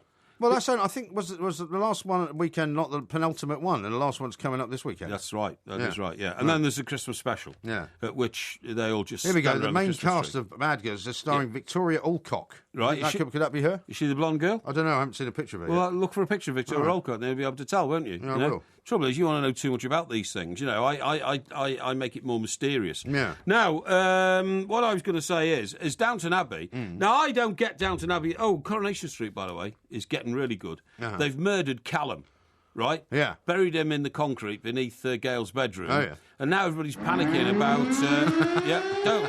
No, Some people haven't seen it yet. No, it's not right up to date. I haven't brought you right up to date. Don't worry. And Dr. Jekyll and Mr. Hyde. Dr. Jekyll, yes. Getting rather bored with it because it's getting too complicated. The plot's getting too complicated. Is it still just as gory and horrible as it was? I can't understand who's fighting who anymore. Yeah. And there seems to be 3 loads of people all... fighting the battle of good against evil, right? Yeah. One of them, of course, is Dr. Jekyll, who becomes Mr. Hyde. Yeah. But getting back to Coronation Street... getting back to Downton Abbey. Yeah, what didn't you like about Downton Abbey, then? Well, what's happening in Downton Abbey is that they're moving too fast through the years right. in comparison to the amount of minutes there are in the show. So the show opens with, like, a butler and a deputy butler and assistant butler, first butler, second butler. And by the end of the show, you only got one butler. Right. I don't think you're paying attention. I am paying attention. I'm trying to find a picture of Victoria Alcock to show you. Oh, OK, yeah. So what's happening is, what they're trying to illustrate is the demise of the British Empire through... It's all happening rather quickly, isn't it? Through the system of stately homes. Yeah. So... You know, they have the meetings downstairs and we've only got 2 footmen now. We used to have 5. Yeah. And then upstairs... Well, the bit that I don't like as well is this footman who they keep trying to get rid of. Yeah. It's supposed to be now some sympathetic figure. Thomas. Who at the beginning of the series was an absolute horrible person. And now we're supposed to feel sorry for him. Well, Thomas is the only one who's come out as gay, isn't he? Yeah. Yeah. And so... Nobody knows why they want to get rid of him. Do you know the explanation for wanting to get rid of him? Not really, no, it's never been said. No, I totally agree. So I'm not sure. But he was a big troublemaker in the past. I mean, he was horrible to that woman who was, being blackmailed. Yeah, that's right, yeah. And so, but now we're supposed to think of him as some sympathetic I've just character. remembered why I'm talking about Downton Abbey. Have you? I've just remembered. Yeah, seriously. Great. Now, in Bad Girls, this is what came to my attention. I've just clicked. Yeah. In Bad Girls, right? Yeah. The woman who is now subject to Jim the Warder's Rogerisation. Yes. The second one. The second one with the beaten-up face. With the beaten-up face. Yeah. Well, it's beaten up now because she's been attacked by the Queen's hench girls, right? She is, in fact, Mr. Bates's wife in Downton Abbey. What? That's the connection. What? I've just remembered. No, Mr. seriously. Bates's wife, what, the one who's having a baby? Yes, that's one. The one who got raped. The one who was under suspicion of murder. And they thought she'd gone to London and pushed her rapist under the wheels of a steam engine. Or a carriage or something. That's right, yeah. So that's why I'm talking about it. I've just remembered. Well, I'm glad we sorted that out. Because she's a little diminutive character in the prison, but Jim turned his attentions to her, started giving her some rumpy-pumpy. Yeah. The Queen of the jail finds out and sends her girls round to rearrange her features so that Jim will... I don't know what you're laughing at. So that Jim will find her not attractive enough to want to Rogerise in future. So that's the full circle. That is why. That's a connection between Bad Girls and Downton Abbey. We've never had a sort of from there to here connection before there you go. Porkyvision. So those are first. There's another first. So that's it. All right. That's Porkyvision for this week. That's it. There'll be another one. There'll be another one next week. I'll keep you up to date with the old Rogerisation behind bars. This is Talk Sport. Talk Sport, turn of pace and eye for goal. Stunning finish! On DAB, digital radio and 1089 and 1053 AM. Talk Sport. This is Talk Sport. We are the two Mikes, of course, so there will be a podcast coming out a bit later on. Huh? Sure about that? What? We are the two Mikes. Yeah, there was just some interference as I was about to say something there, which wasn't really very helpful. Now, listen, we're going to turn the tables What do you mean tonight. turn the tables? I'm going to turn the tables right now. I want to read some tweets out here. You want to read some tweets out? David says, I remember Porky's earliest days on Talk Sport. He was always introduced as Mike Parry from the Premier League Hall of Fame. Oh, really? Were you? I don't know. Well, Maybe. it's all just weird story about the the Premier League Hall of Fame. Yeah. Well, I was the consultant for it in those days, you know. Yeah, well, I'm very puzzled. I need to know more about this. Yeah. Peter says, well, might be giving the boiled shirt a run out in Birmingham at the Rep. Maybe. I haven't decided on my my sartorial code. Okay. Will you be wearing the purple trousers? Of course not. I haven't got any purple trousers, you oaf. Yes, you have. And Tom says, come on, Porky, tell us how to get to your football museum. It's not in your locked room, is it? No, you fool, it isn't. It's been merged with another one. I think it's in Preston now, actually. Oh, okay. Yeah. All right. I think, yeah. Anyway, listen, I'm going to turn the tables a bit, right? What do you mean? Well, it's a popular request from the millions of listeners who tune into us each night. Popular request? Yes, popular request. They say... Well, it's just kind of these Porky tribe things. No. What they say is, it's obvious you gerrymander the quiz every week, to your own benefit. Oh, yeah, it's on Guy Fawkes, actually, this week, It is on Guido Fawkes tomorrow night. Yes, that's right, my pal Guido. And... by the way, I can tell you something I know already. Yeah. They knew that he was put on the rack and stretched. Uh-huh. And they put rings around each individual finger when they're stretching them on the rack. Yeah. It's quite painful to have your fingers pulled out of their sockets. Incredibly painful. Yes, that's right. Well, I've been to the Clink down by, the riverside down beneath the Shard. That's right. And they've got all these instruments of torture. That's right, horrible. And horrible things. They are horrible horrible like thumb screws and, the rack and the chair that they put you in where you would have to sort of kneel and then be folded over double and they would just press you sort of together. It's horrible, isn't it? Just incredible. Yeah. I don't know who thought that stuff up. Horrible business. And, obviously evil minds. And and they compare two signatures from Guido Fawkes, right? The first one was a signature when he signed in the entry book to the House of Commons when he embarked on the gunpowder plot. Right. And the second one when he signed his own death warrant. They made him sign his own death warrant. Oh, did they? After he'd been on the rack. Yeah. And that showed that, his hand... He couldn't actually sign it. It was all wobbly. But your hand would be wobbly if they just pulled all your fingers out the sockets and put them back again. Yeah. And the other thing they do, by the way, the other thing I did in those days is, they would hang you up, right? Manacled your wrists and hang you up to a beam. They also had a tongue remover, where they would just attach this thing to your tongue and just pull it out. Pull your tongue out? Yeah. That's a bit painful. Well, very painful. Yeah. And what they'd do is, so they'd manacle you to a beam, and then they'd pull the beam up. Do you see what I mean? Oh, yeah. So that it would stretch you. Well, it would stretch you, leave you there for a few hours, but then, for a bit of fun, what they used to do is, they'd either drop you to the floor and smash your legs to pieces, right, or... They would only drop you... You love describing this stuff, Well, I think it's gory. It's horrible, isn't it? Yeah. Or they would just drop you halfway and then hold the drop, and then your arms would come out of their sockets in your shoulders. God. But they'd leave you hanging. That's so horrible. Imagine if your whole body weight was hanging from literally the tendons and the nerves in your shoulders because your arm, the top of your arms would come out your shoulder sockets. That's a bear thinking about. It's not nice, is it? Yeah. Anyway, so what I'm saying is... Talking about tomorrow night's quiz, people are saying, why don't I sometimes quiz you and turn the tables on you? Yeah, well, I don't do quizzes. Well, we're going to do one now. We're going to do one now. We're going to do one now. I'm going to tell you... Now, you didn't tell me we were going to do one now. You can pull out of this if you want, and so the millions of people who listen to us each night will see what a coward you are. Hang on. You know every week what the quiz is about. Yeah. Right? You normally have at least 2 or possibly 3 days' notice. You're giving me a quiz that I know nothing about. Well, it's not a quiz on. It's not a quiz on a particular subject. Right, it's a quiz on a school discipline which your children follow, and it is because I read today in one of my TES magazines, Times Educational Supplement. Oh, you get that as well, do you? I get that as well, that 70% of parents now can't even help their children up to the age of 11 with their maths homework. Yeah. Well, I'll tell you what, I can understand why they would say that, because quite a lot of the maths homework is quite difficult. No, quite a lot of the homework is quite difficult. How old are your boys? 11 and 8. And do you try to help them with their maths homework? I do. Well, the 8-year-old doesn't really get much homework at all, but the 11-year-old has now gone to secondary school, and the amount of homework he gets is incredible. Prodigious. Right, OK. Now, I'm going to give you 5 questions on a typical maths homework paper for a boy of 11, OK? OK. Here comes your first question. What is the elapsed time between 5... You can't write this down. Why can't I write it down? You can't write it down. This is a mental intelligence test. I've got to do it in my head? Yes. OK. What is the elapsed time between 5:45 a.m. and 4:10 p.m? Hang on, say that again. 5:45 a.m. Right. And 4:10 p.m. So it would be 12 hours to 5:45 p.m, right? So it must be less than 12 hours, OK? Presumably. I'd say 10 hours, 45 minutes. No, it's 10 hours, 25 minutes. Oh, OK. Anybody could work that out. You shouldn't have done it the way you should have done it. You should have said 5:45 up to 6 o'clock, right, 6 a.m. Yeah. Then to 12 o'clock is 6 hours. Well, you won't let me write it down. I'm doing this in my head. I'm not writing it down.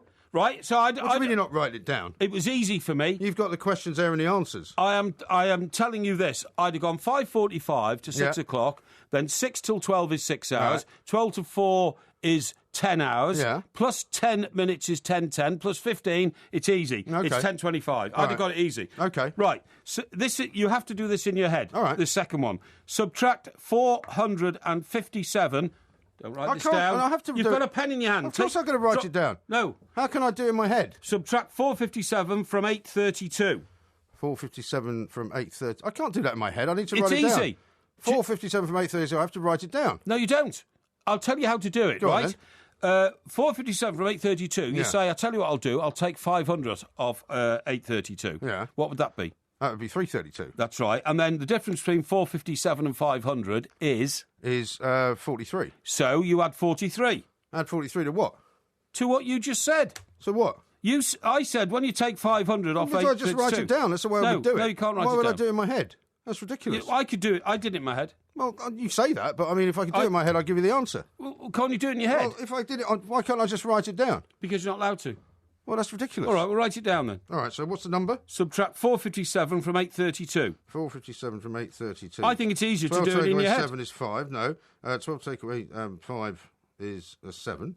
7 take away 4 is 3. 375. That's the answer. Yeah. But that's how I do it. No, but you failed. But that's how I do it. You failed. I did that in my head. Right. It was easy. What I did was, I said, right, 457 from 832, rounded up to 500. 500 from 832... That's mad. ...is 332. That's bonkers. 332 plus the 43 difference of 57 to 500. It was easy for me. All right. Right. What are the first 6 numbers of pi?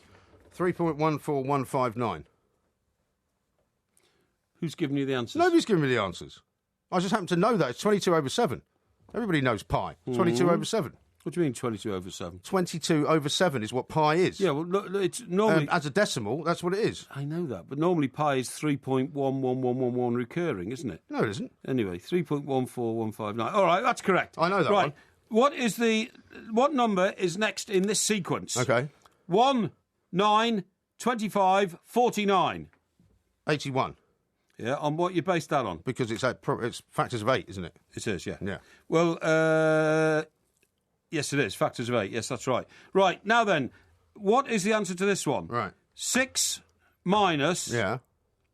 And then brackets... Right. I'm not allowed to write this down. No, you can't write this down, no. 6 minus... Yeah. Brackets 5 minus 3... So 6 minus 2... Plus 10. 6 minus 2 is 4, plus 10 is 14. That's the answer. Yeah. Yeah. Well, I mean, that's a question to an 11-year-old. You worked that out in your head.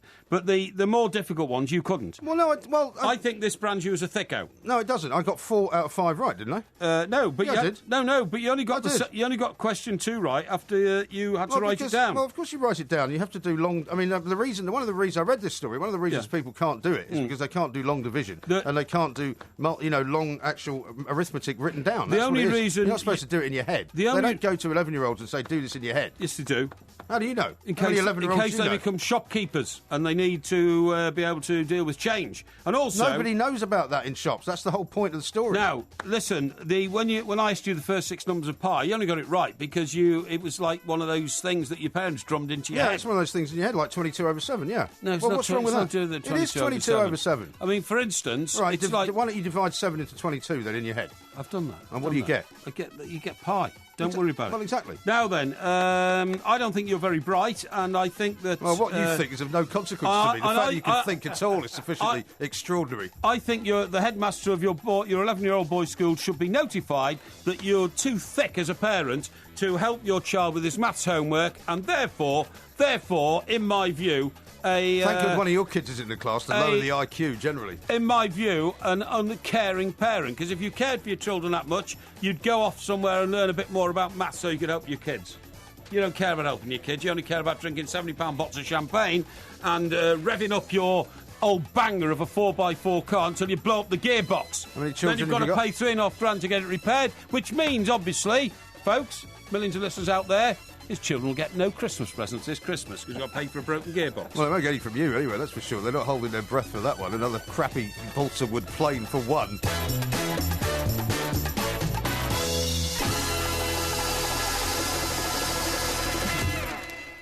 If you love the Two Mikes podcast, you'll love the live show. Weekday overnights from 1am on DAB Digital Radio and 1089 and 1053 AM and via the TalkSport app. TalkSport, your Premier League station with exclusive commentaries every weekend. What an absolute corker! TalkSport. Arr, arr, arr, arr, arr, arr. Look at the light!